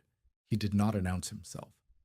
He tied his horse to a fence post and walked to the threshing floor where the 11 sacks sat in a row. Maren met him there. She did not speak first. She waited, the way she had waited the first time he came to her claim with his iron rod and his verdict. Pike opened a sack. He pushed his hand into the grain and scooped a palmful. He held it close to his face, rolling the kernels between his fingers, pressing individual grains between his thumbnail and forefinger. He lifted the handful to his nose and inhaled. He looked at the color, the deep amber red of hard red spring wheat, the kernels plump and dense, heavier than they had any right to be. He put the grain back in the sack. He opened a second sack and repeated the examination, then a third. He wiped his hands on his trousers and looked at Maren. How much per acre? 19 average, 22 on the best 4. Pike said nothing for a long moment. He looked at the field, the rough, scarred, pig-worked ground that still showed hoof prints and manure streaks between the cut stubble. He looked at the grain sacks. He looked at his own hands, which had broken sod on bonanza operations for 3 decades, and had never once considered using a pig's snout instead of a plow's share. I said a man with a team would curse this ground, Pike said. His voice was flat, not angry, not embarrassed, just flat, the way a man sounds when something he was certain about turns out to be wrong, and he is not yet sure what to do with that information. I did not ask what a hungry pig could do. He did not apologize. He did not congratulate. He turned and walked back to his horse and rode north. But he had come. He had opened the sacks. He had asked the yield, and he had admitted in 12 words that his verdict had been wrong. That admission from Lumen Pike was worth more than any price a grain buyer could offer, because Pike talked. Pike's opinion moved through the settlement the way weather moved across the prairie, slowly, widely, and with force. If Pike said the grain was real, the grain was real. If Pike said the clay had grown wheat, the clay had grown wheat. And if Pike said he had not asked what a hungry pig could do, every farmer in 20 miles would hear it before Sunday. Nell Katy came on the day after Pike. She brought her children. She brought a jar of pickled turnips, the first since Orrin had told her to stop visiting. She did not walk the field. She walked directly to Maren, set the turnips on the ground, and said, "Show me." Maren showed her. They walked the 8 acres together while Nell's children played with Eli near the pig pen. Maren explained the pens, the rotation, the timing, the mash lines, the drag harrow, the rest periods. She explained what Jakob had taught her about corners and crumbling, and the difference between 4 days and 6. Nell listened the way she did everything, carefully, practically, with questions that went to the center of what mattered. How long in each pen? 8 to 11 days, depending on the clay and the weather, shorter when it is wet, longer when it is dry. How many pigs per pen? 12 to 15 in a half acre, more than that as they fight over the mash, fewer and they do not cover the ground. How much feed? 2 pounds of sweepings per pig per day, mixed with water. More if they are working hard ground, less if the ground has already been loosened. Nell knelt and pressed her hand into the stubble field. She felt the soil give under her palm. She picked up a clod and squeezed it. It crumbled. My strip crusted after every rain, she said. I lost a third of my stand. Your strip was plowed once, 1 pass, shallow, the surface sealed because nothing had broken the structure underneath. And yours did not seal because the pigs broke it deeper. deeper and rougher. The surface is ugly, but ugly holds water, smooth sheds it. Nell stood up. She brushed clay from her knees. She looked at Marin the way one woman looks at another woman whose competence she had doubted and whose competence had been proven. I owe you an apology, Nell said. You owe me nothing. I said you were confusing a mess with a field. You were half right. It is a mess. It is also a field. Nell almost smiled. It was the closest to warmth Marin had seen from her since the day of the pickled turnips. Can 2 pigs do a garden? Nell asked. 2 pigs can do a garden in 3 weeks, but you have to move them. Do not leave them longer than 5 days, and feed in scratches, not piles. Nell nodded. She collected her children and left. She did not say thank you. She said, I will try it behind the barn. 2 days later, a widow named Mercy Tilden walked 3 miles from her claim to ask Marin the same questions. Mercy had 4 children, no husband, and a garden patch that had not produced enough to feed her family. She could not afford pigs. She could not afford seed. She could afford to listen. Marin told her to start with 2 pigs, borrowed if necessary, and 1 garden patch. Do not try to copy 50 pigs on 8 acres. Start small. Learn the timing. Watch the clay. Listen to what the ground tells your hands. A man named Hauser, a homesteader with a draft horse that had gone lame and no money to replace it, came next. He wanted to know if pigs could break potato ground. Marin said they could, but the routine pattern was different for potatoes. Deeper disturbance, more manure, longer rest before planting. She told him to talk to Jakob, who knew more about root crops than she did. The knowledge was spreading, not fast, not like fire, like water, finding the lowest ground first, reaching the people most desperate, the ones with the fewest options and the most reason to try something the rest of the settlement called foolish. Asa Beale did not come to the claim. Asa Beale did not need to come. He received the information the way he received all information, at his store, from the mouths of people who owed him money and therefore told him everything. He heard about Pike's visit. He heard about the 19-bushel yield. He heard about Nell's questions and Mercy Tilden's walk and Hauser's interest. He heard it all, and he sat behind his counter and did what Asa Beale always did when something threatened his position. He calculated. His first calculation was dismissal. He told the men at the store that the yield came from lucky rain, that the pig method was a one-season trick, that any fool could get wheat from loose dirt, but the dirt would not stay loose, and next year the same ground would seal and harden, and the widow would be back where she started. His second calculation was more dangerous. He told the mill buyer along the rail line that grain from hog ground was unsafe, that pig manure carried disease, that wheat grown in fields where animals had lived and defecated could not be sold as clean grain. The mill buyer, a careful man who preferred not to anger the largest grain supplier in the area, listened politely and said he would consider it. Marin learned about Beale's interference from Jacob, who had heard it from a freighter who hauled grain to the railhead. She said nothing for a long time. Then she said, I need to take samples to the buyer myself. Beale will not like that. Beale does not need to like it. She walked to the railhead, 16 miles each way, carrying 3 pounds of cleaned wheat in a canvas bag. She found the buyer in his office beside the grain elevator, showed him the sample, and asked him to grade it. The buyer weighed the grain. He checked moisture with a squeeze test. He looked at the color and the kernel size and the density.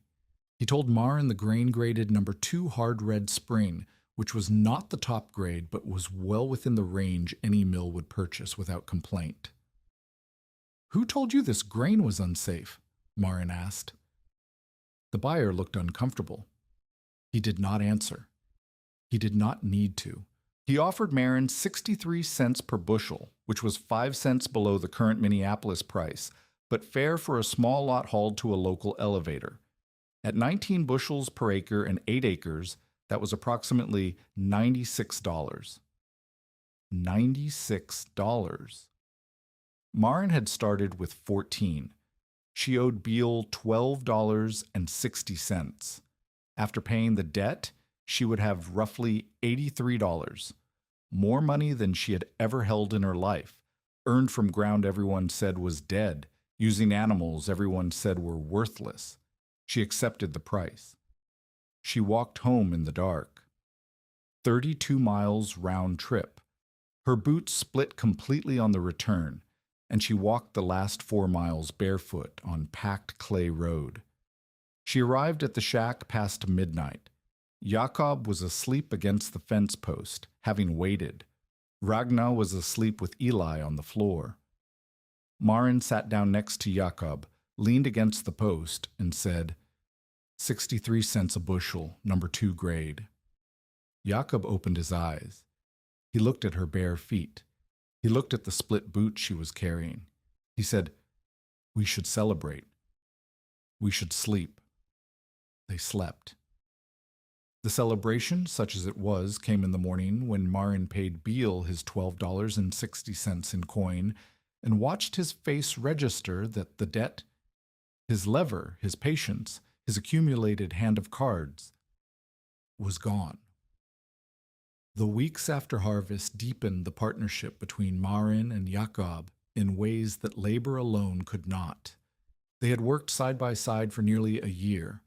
They had argued about pen timing and fence angles, and whether pigs should be fed in the morning or the evening. They had buried dead animals together and repaired broken fences in rain, and sat in silence on days when the work was too heavy for conversation. But the relationship had always been bounded by the emergency eye, the clock, the clay, the wheat. Now the clock had stopped. The wheat was sold. The debt was paid. And the question became what this partnership was when it was not driven by survival. Jakob began telling Marin things he had not told her before. Not about pigs or soil, about himself. He told her about the Mennonite farm in Kansas where he had worked for 9 years. The family who owned it had treated him fairly but distantly. He was a hired man, not a member, and the boundary between labor and belonging was never crossed.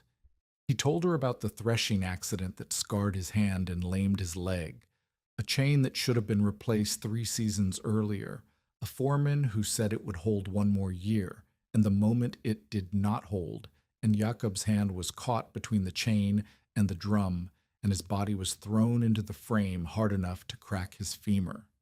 He told her about the year after the accident, when he could not work and lived on charity that felt like debt. He told her about moving north because north was the only direction where land was still cheap enough that a man with a bad hand and a bad leg could imagine starting over. He had not started over. He had found Marin instead, or Marin's pigs had found him, which was closer to the truth. He had walked past the break claim one morning, seen a woman catching escaped pigs by stepping aside instead of grabbing, and recognized something in the method. Not competence exactly. Intelligence applied to animals, observation without sentimentality, the willingness to watch what an animal did before deciding what an animal meant. You did not grab at the pig, Jakob said one evening while they repaired fence stakes for next season. Every person I have ever seen chase a pig grabs at it. You step to the side and let the pig choose the gap you left. That is not something you learn. That is something you see. My mother taught me. Your mother taught you to see.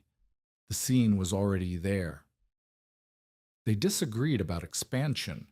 Marin wanted to put pigs on 20 acres the following season, more than double the first year. The 4 best acres had proven the method. The remaining claim land was mixed, some clay, some better soil, some gully ground. She wanted to push. Jakob said no, not yet, not 20 acres. The pig is not the plow, he said. The fence is the plow.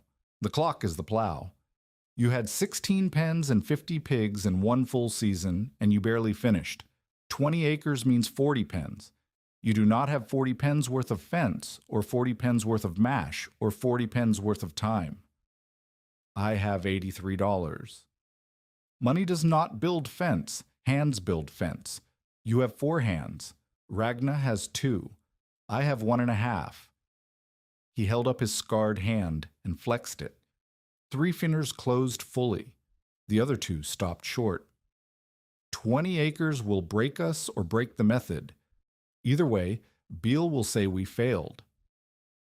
They argued for 3 days. Maren did not yield easily. She had spent a year being told she could not do what she had done, and the momentum of proving everyone wrong made her want to prove them wrong harder, faster, on more ground. Jacob's caution felt like the same doubt she had heard from Pike and Nell and Beale, dressed in kinder language but carrying the same message. You cannot. Not yet. Not that much.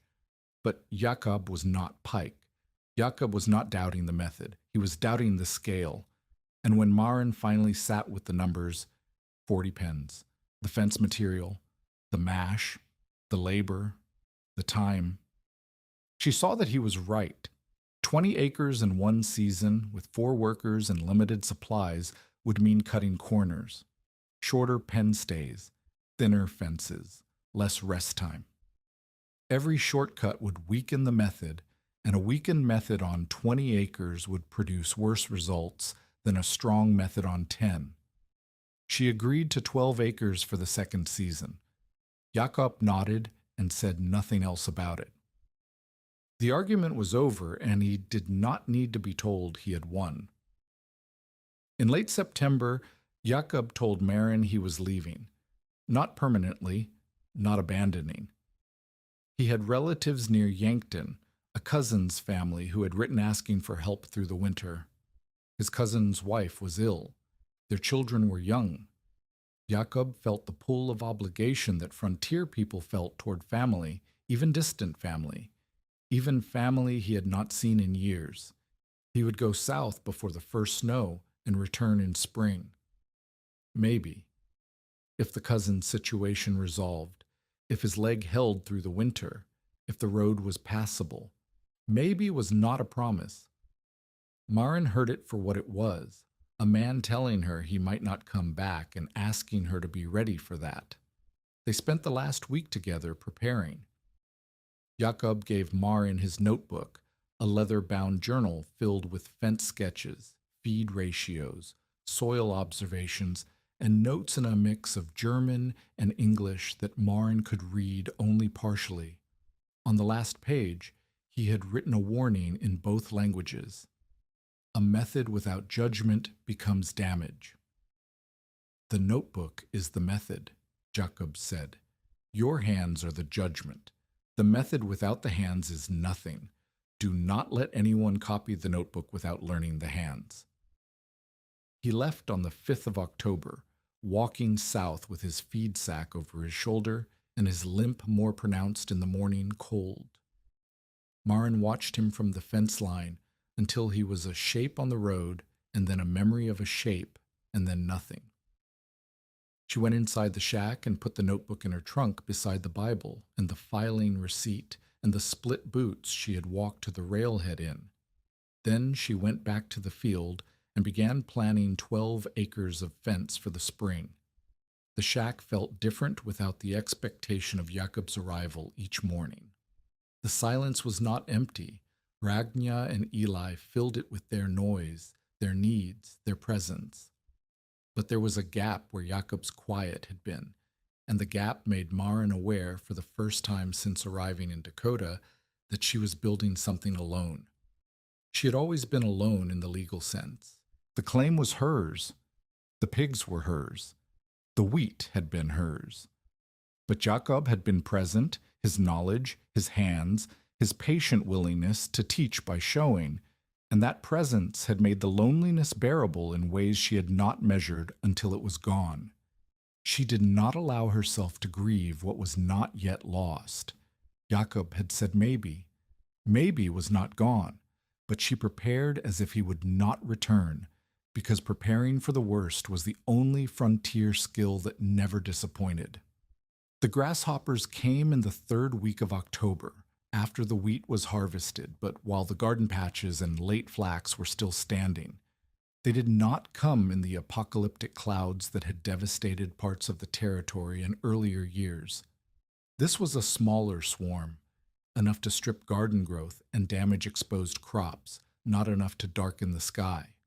But for families who depended on garden produce to survive winter, a smaller swarm was still a disaster measured in meals lost and children hungry.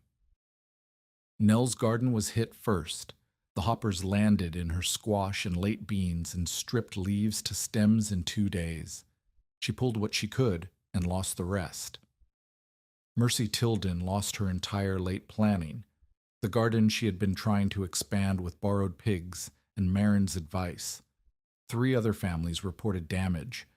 Marin's wheat was already in sacks.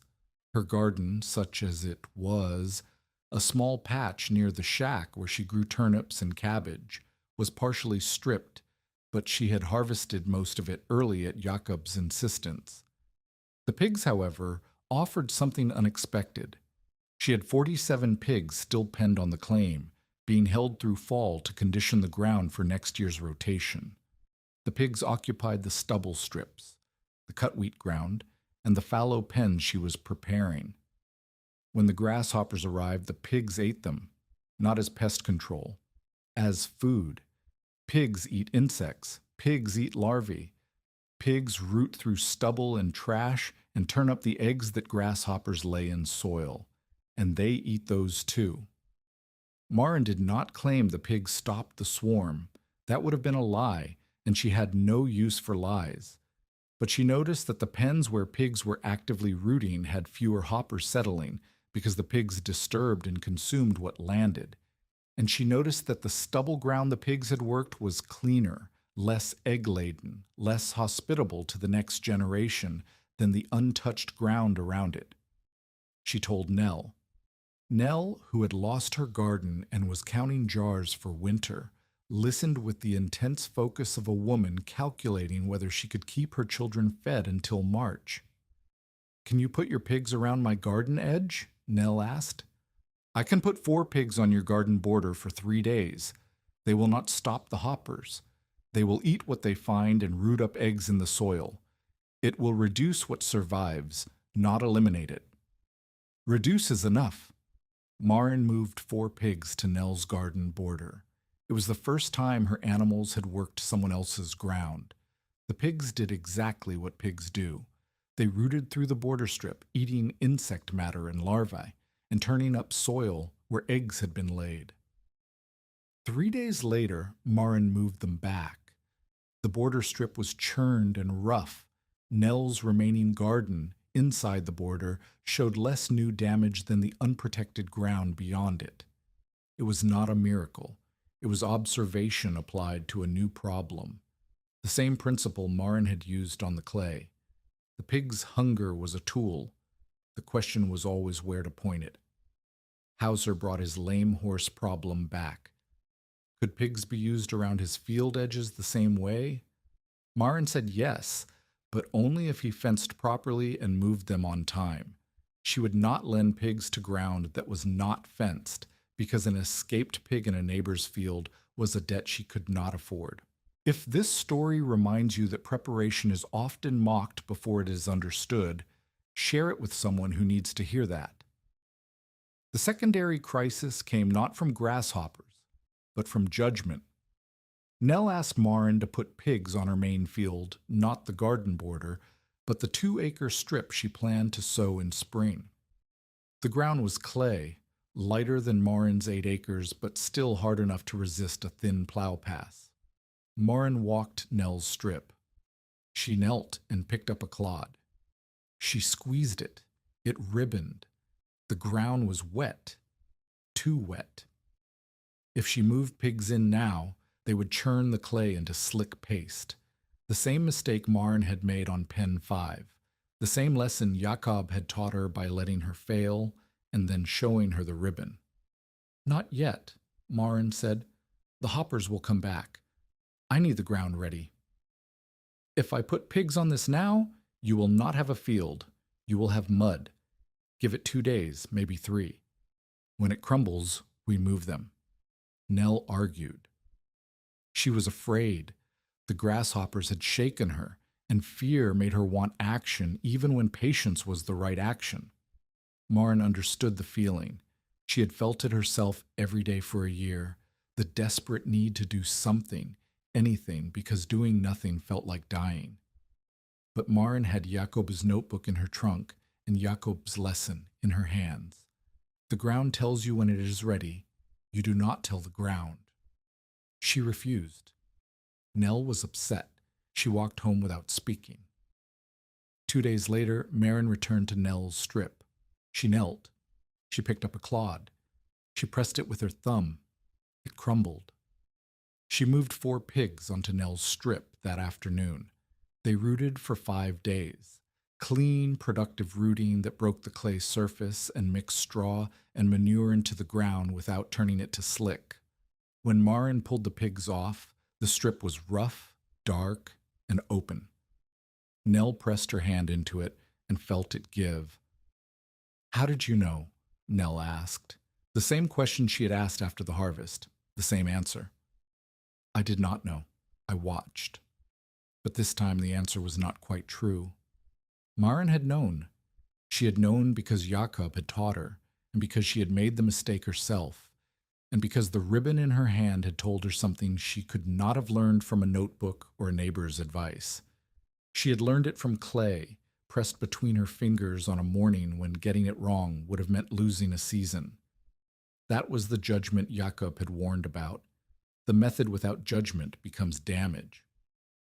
Maren had the method in the notebook and the judgment in her hands, and for the first time since Jacob left, she trusted both without needing someone beside her to confirm.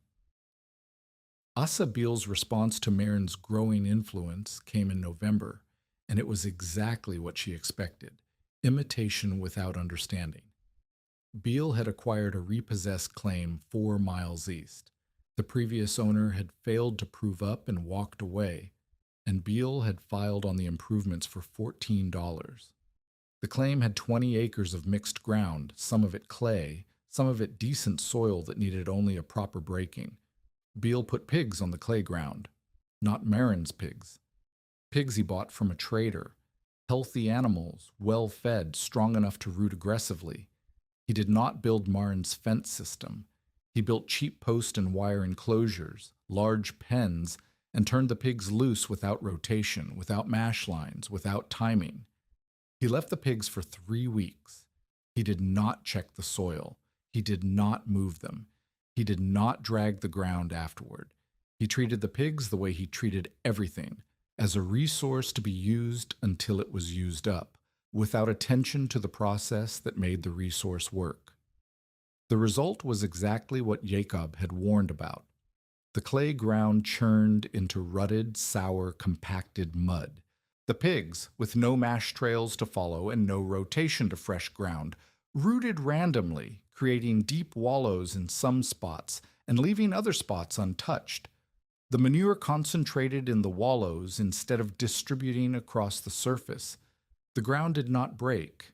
It drowned. Beal blamed Maren. He told the men at the store that the pig method was unreliable, that his failure proved it was luck and weather that had made Maren's crop, not any system a sensible person could replicate. Lumen Pike heard this. Pike, who had walked Maren's field and opened her grain sacks and admitted he had not asked what a hungry pig could do, stood in Beal's store and said the one thing Asa Beal did not want to hear. "You did not use her method," Pike said. "You used her animals. Those are not the same thing." The store went quiet. Pike was not a man who spoke often in public, and when he did, the words carried the weight of 30 years of knowing what ground could do and what it could not. Beal said nothing. He did not need to. Everyone in the store understood what Pike had said and what it meant, that Maren's method was real, that it required skill and timing and judgment, and that Asa Beal had tried to take the result without learning the process. Maren heard about Pike's statement from Nell, who heard it from Orrin, who had been in the store. She did not gloat. She did not comment. She added a note to Jacob's notebook. Beale attempted method without rotation or timing. Ground failed. Pike corrected him publicly. Then she went back to planning 12 acres of fence for the spring, because the second season was coming, and the method was no longer hers alone, and the question was no longer whether it worked, but whether it could be taught to people who would use it correctly.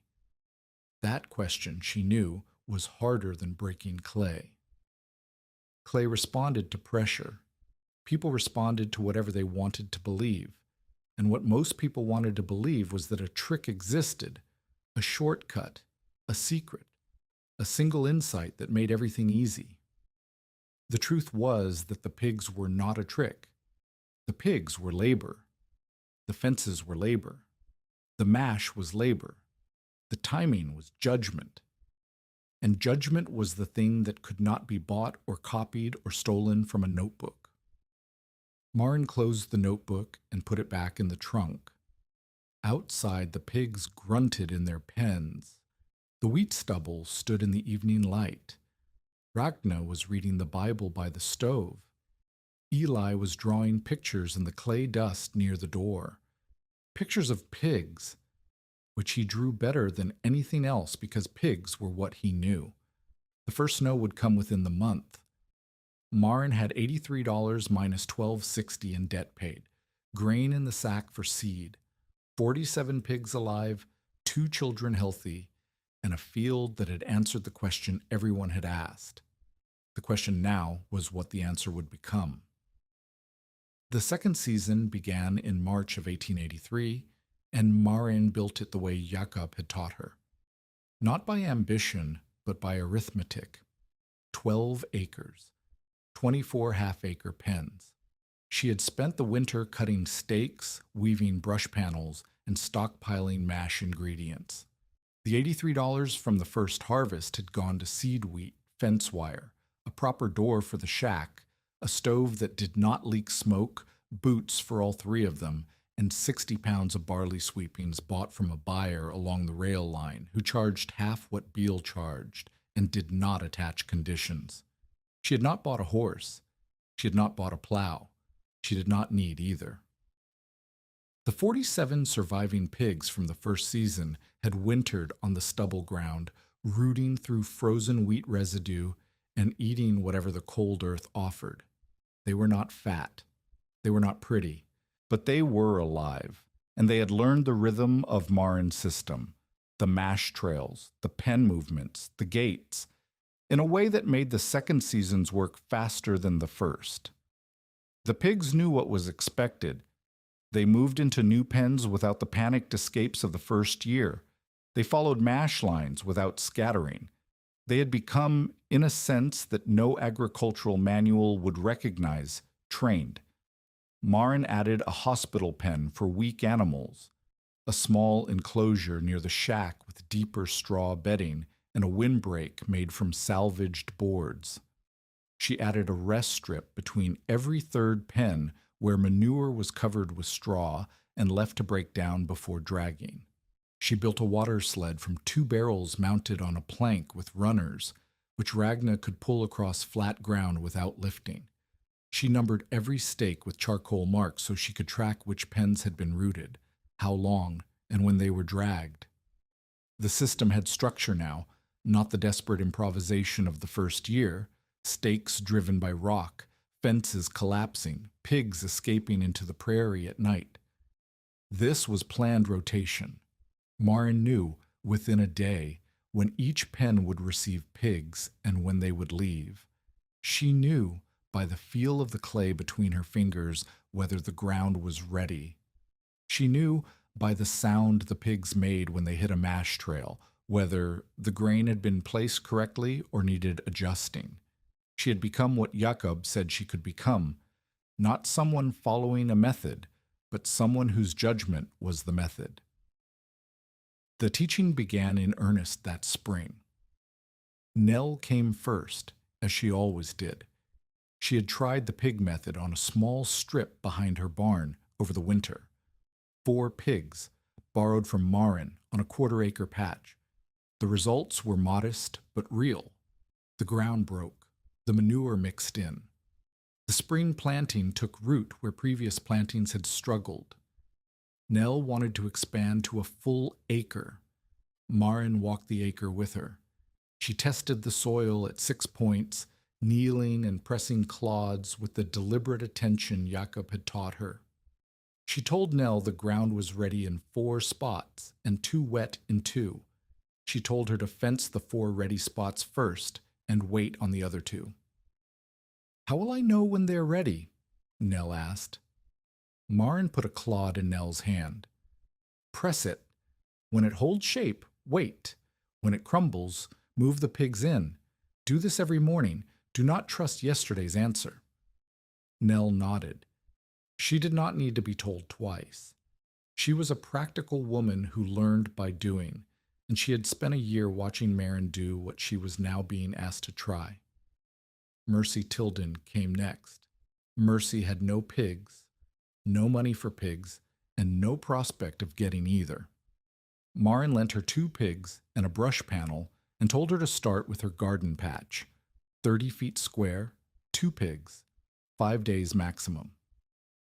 "Do not try to do more than the ground can take," Marin said. 2 pigs on a small patch will teach you everything. 20 pigs on a big field will teach you nothing except how to make mud. Mercy listened the way hungry people listen to anyone who offers food, with complete attention and no pride. A hired boy named Stellan Vangen, 16 years old, Norwegian, strong but without land, appeared at Marin's fence one morning and asked if he could learn the method. He did not want pigs. He wanted knowledge. He planned to hire himself out to homesteaders who needed ground broken and could not afford teams. Marin looked at him the way Jakob had looked at her, not at what he was, but at what he might become. "Can you build fence?" she asked. "I can learn." "Can you smell sour mash and tell me if it is ready?" Stellan blinked. "Smell it?" "The mash ferments for 2 days before it is ready. If it smells like vinegar, it is right. If it smells like rot, it is turned. A pig will eat both. Only one of them makes the pig root properly. The other makes the pig sick."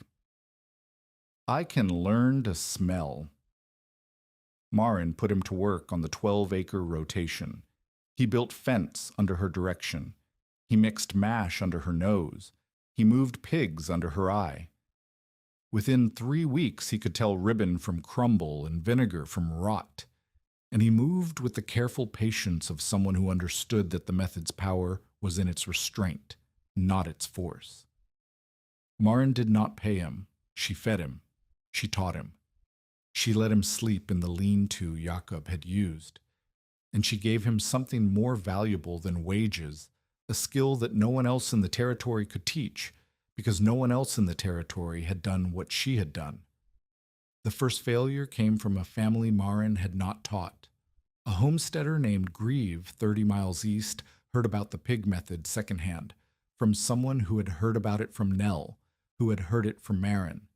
Grieve bought 10 pigs, built no fences, scattered whole grain on the surface instead of fermenting it into mash, and left the animals on 3 acres of clay for 6 weeks without moving them. The result was devastation. The pigs rooted the ground into trenches 6 inches deep in some places and left other areas untouched. The unfermented grain attracted rats, which attracted the pigs' aggression, which created wallows of churned mud where standing water collected and bred mosquitoes. The neighbors complained. The county sent a man to look. Grieve told him it was the Brika method. Marin learned about it from Stellan, who had been hired by a farmer near Grieve's claim and had seen the damage. She walked to Grieve's property. It took her a full day each way. She walked because this mattered more than comfort, and because a woman who arrived on foot after a 30-mile walk would be listened to differently than a woman who rode in on a wagon. She told Grieve what he had done wrong. She listed every error: no fence, no rotation, no fermentation, no timing, no drag, akri, with the patience of a teacher and the precision of someone whose reputation was attached to every pig that rooted ground in the territory. Grieve was embarrassed. He was also stubborn. He said the method should be simpler if it was going to be useful.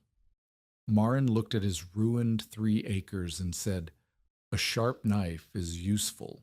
A sharp knife swung by a man who does not know where to cut is a weapon. The method is the knife. The judgment is the hand. You brought the knife and left the hand at home." She helped him rebuild. She fenced 1 acre properly, moved his remaining pigs into a rotation, showed him the mash preparation and the soil test, and told him not to touch the other 2 acres until the first one proved the method worked on his ground. It cost her 4 days she could not spare. But it prevented the story from spreading that the pig method destroyed land, a story that Asa Beale would have amplified into a settlement-wide warning. The hostile skeptic's arc did not end quietly.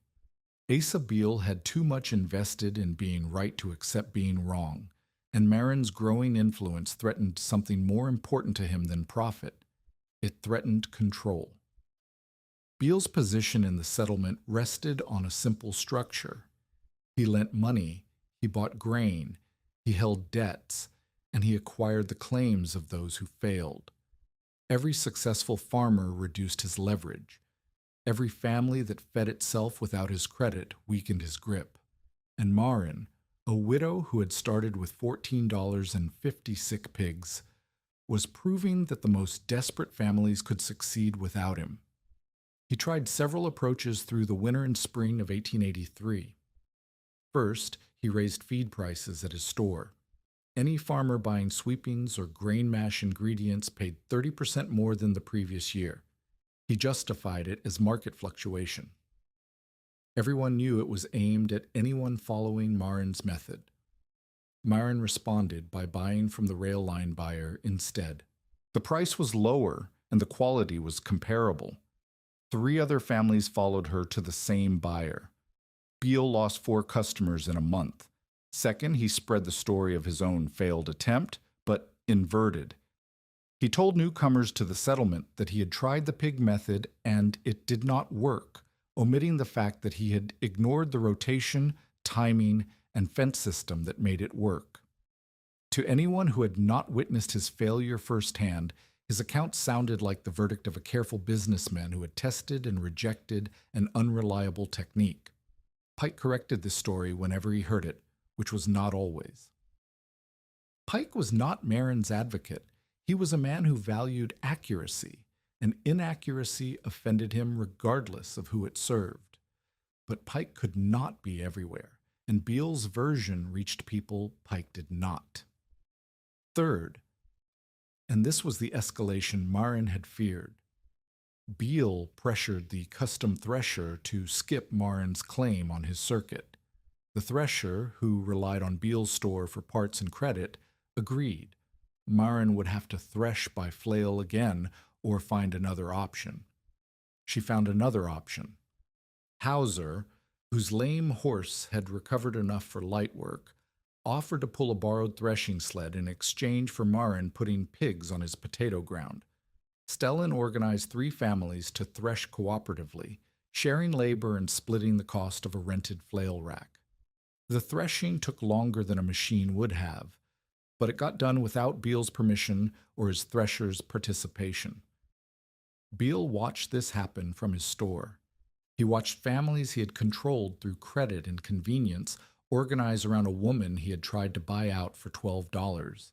He watched his network of obligation weaken as people discovered they could help each other instead of depending on him. The final confrontation came at the public weigh-in after the second harvest. Marin's 12 acres yielded an average of 21 bushels per acre on the best ground and 17 on the newest rotation. A strong result that confirmed the method's reliability across a second season.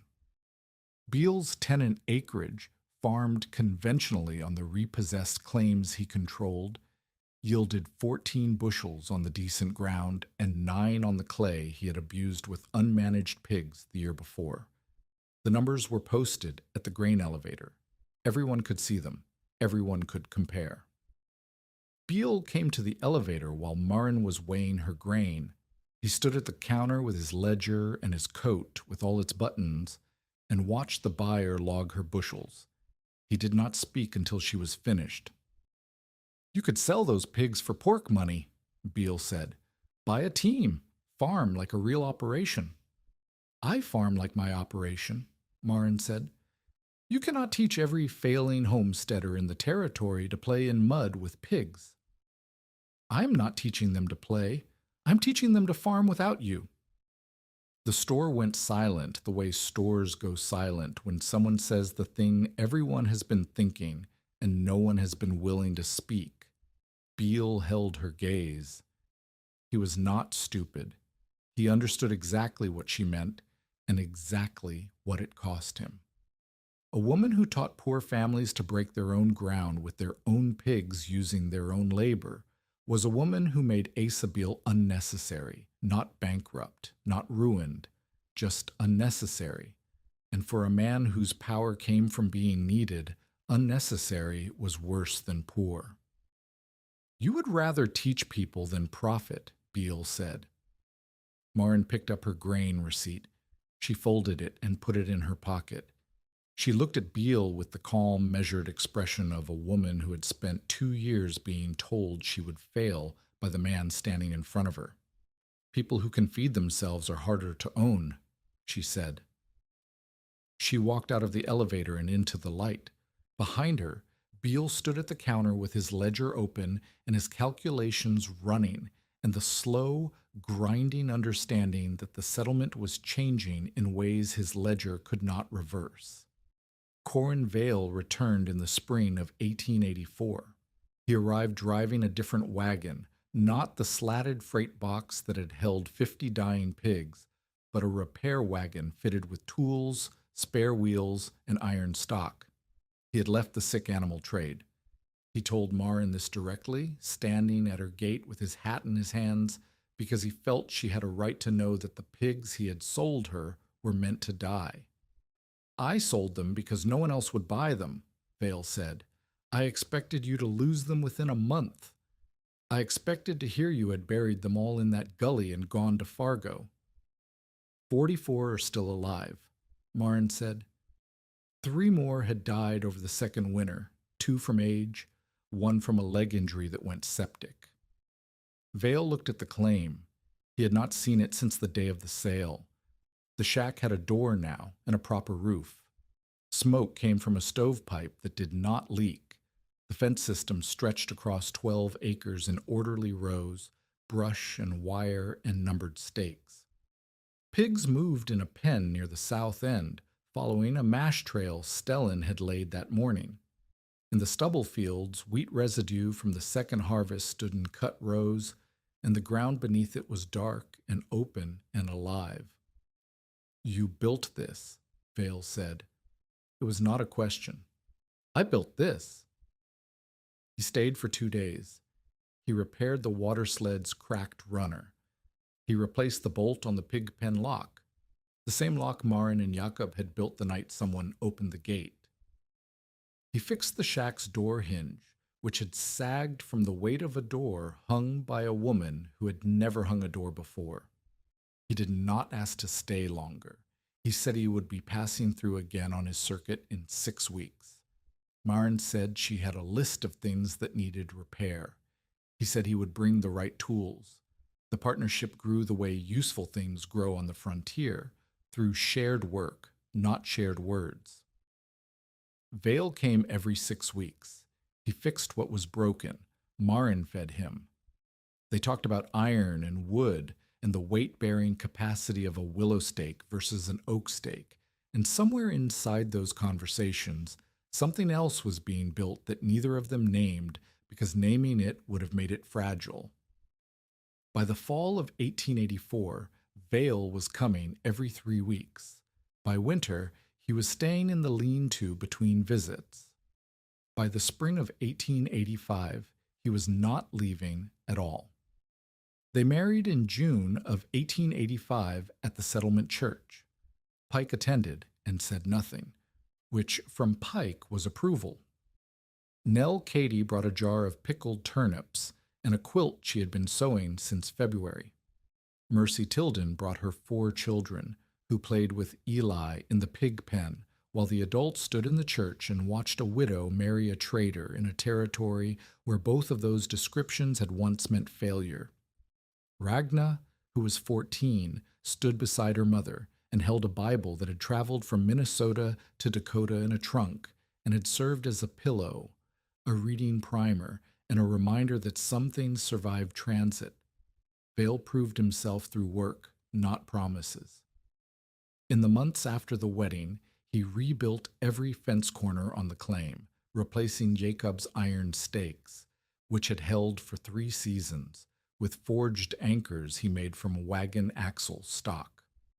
Each anchor was a T-shaped piece driven deep enough that even the strongest pig leaning for a full day could not shift it. He built a hurdle sled, a flat frame on runners that could carry 4 brush panels at a time, making pen construction twice as fast.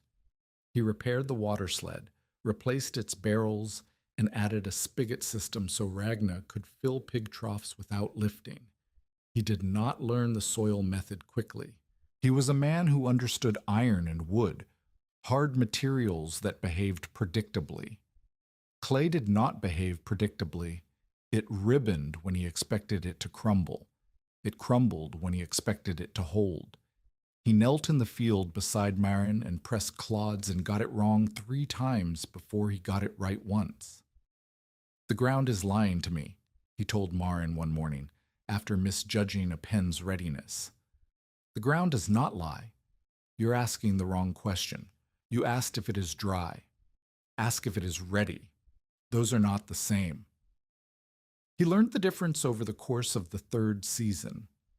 By autumn of 1885, he could test soil accurately enough that Marin trusted him to manage the north pens alone while she worked the south.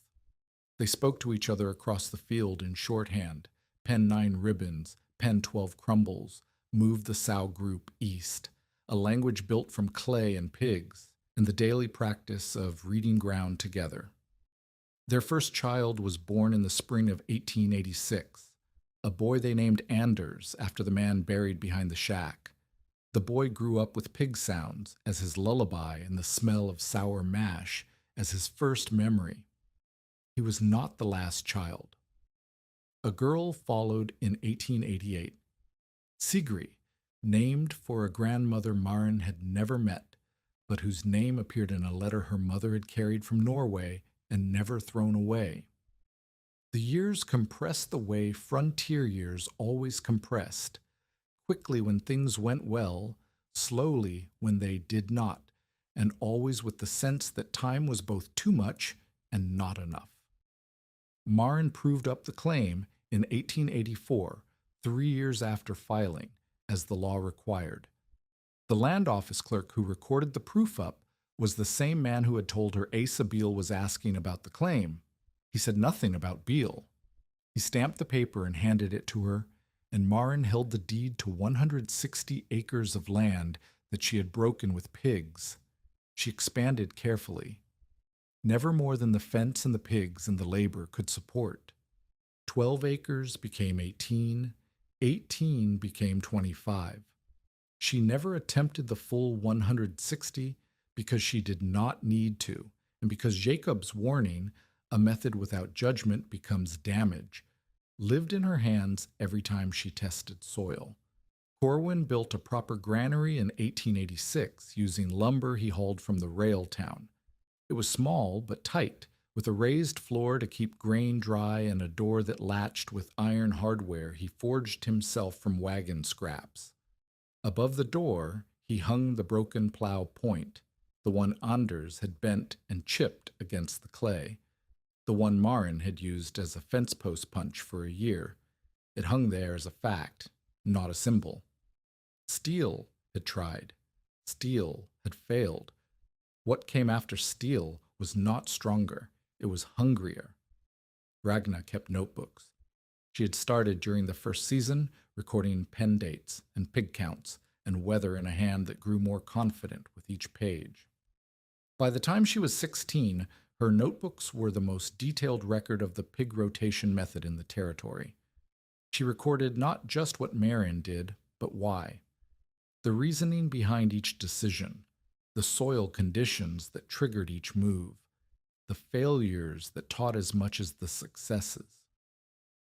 Jacobi's notebook stayed in the trunk. Marin consulted it occasionally, reading his German-English mix with the slow attention of someone reading a letter from a friend. Jacob did not return from Yankton. His cousin's wife recovered, but Jacob's leg worsened through the winter, and by spring he could not walk the distance back. He sent word through a freighter that he was alive and that Marin should trust her hands. She did not see him again. She learned in 1887 that he had died quietly at his cousin's farm, sitting in a chair beside a window that looked north. The freighter who brought the news said Jacob had asked to face north because that was where the only ground he cared about was being farmed correctly. Marin received this news in the field. She was testing soil in a new pen, kneeling in the clay with her fingers pressing a clod. She pressed it. It crumbled. She closed her eyes and held the crumbled clay in her palm for a long time. She did not cry in front of the field hands. She went inside that evening and sat with the notebook in her lap and read every page, including the ones in German she could not fully understand. The warning on the last page, "A method without judgment becomes damage," was the last thing Jacob had written. It was the last thing he had wanted her to know. She had honored it. She would continue to honor it. That was the only eulogy the method needed, and it was the only one Jacob would have wanted. Eli built the farm's first proper pig shelter in 1888. He was 13 years old, and he had grown up watching pigs the way other boys watched horses. He understood their habits, their preferences, their particular stubbornness. He designed the shelter with a sloped roof, open on the south side for ventilation, and a partition system that let Marin separate sick animals from healthy ones without moving them across the claim. Stellan Vangen, who had learned the method as a 16-year-old boy, was now 19 and hiring himself out to homesteaders across a 50-mile range. He charged $2 per acre to manage a pig rotation, bought fence, mash, timing, and dragging included. He carried a copy of Ragna's notebooks and consulted them the way a doctor consults a reference. He was not as good as Marin. He would say so himself, but he was good enough to break ground that plows could not. And for families without teams or money, good enough was the difference between eating and leaving. The phrase dead clay changed meaning in the territory. It had once meant hopeless ground, land that could not be farmed, land that drove men to walk away and drove women to despair. Now it meant something different. Dead clay was land waiting for the right sequence: fence, hunger, manure, rest, seed. The sequence did not require a horse. It did not require a plow. It required pigs, patience, and the willingness to kneel in the dirt every morning and ask the ground what it needed. Not everyone used the method. Most farmers bought teams and plowed the conventional way, and most of them succeeded well enough. The pig rotation was never the standard practice. It was the alternative, the option for those who could not afford the standard, who had been told their land was worthless, who had been offered $12 for a claim and told to go to Fargo. It was the option for people like Marin. And there were more people like Marin than anyone in the territory had wanted to admit. Bile sold his store in 1889 and moved to Fargo. He did not fail. He was not ruined. He was a man who recognized when the terms of trade had shifted and who chose to shift with them rather than fight. In Fargo, he invested in milling equipment and made a comfortable living buying the same wheat he had once tried to prevent Marin from selling. He never spoke about the pigs. He never spoke about the widow who had refused his $12 offer. He carried the memory the way all men carry the memory of a judgment that proved wrong, silently and only when no one was listening. Pike died in 1891. His wife told Marin he had requested that his iron rod be given to the Breaky farm because he said it had been wrong about the ground and deserved to spend its remaining years somewhere that understood what ground could become. Marin accepted the rod and leaned it against the granary wall beside the broken plow point. Two tools that had tested the clay and found it impossible. Two tools that had been wrong. Nell Katie farmed her full claim using a combination of pig rotation on clay ground and conventional plowing on her better soil. She became Marin's strongest public defender, not because she was sentimental about their friendship, but because she had doubted and been corrected, and was honest enough to say so. When new families arrived and asked about the pig method, Nell told them, "Go to Marin, listen to everything she says, then do exactly that and nothing more. The method works. The shortcuts do not."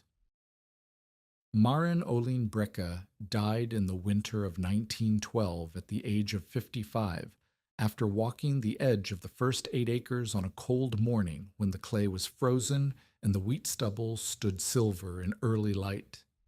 She walked the pen lines the way she walked them every autumn, checking the ground, pressing clods, reading the soil with hands that had been doing this work for 31 years. She came inside, sat down beside the stove Corwin had installed in 1885, and did not stand again.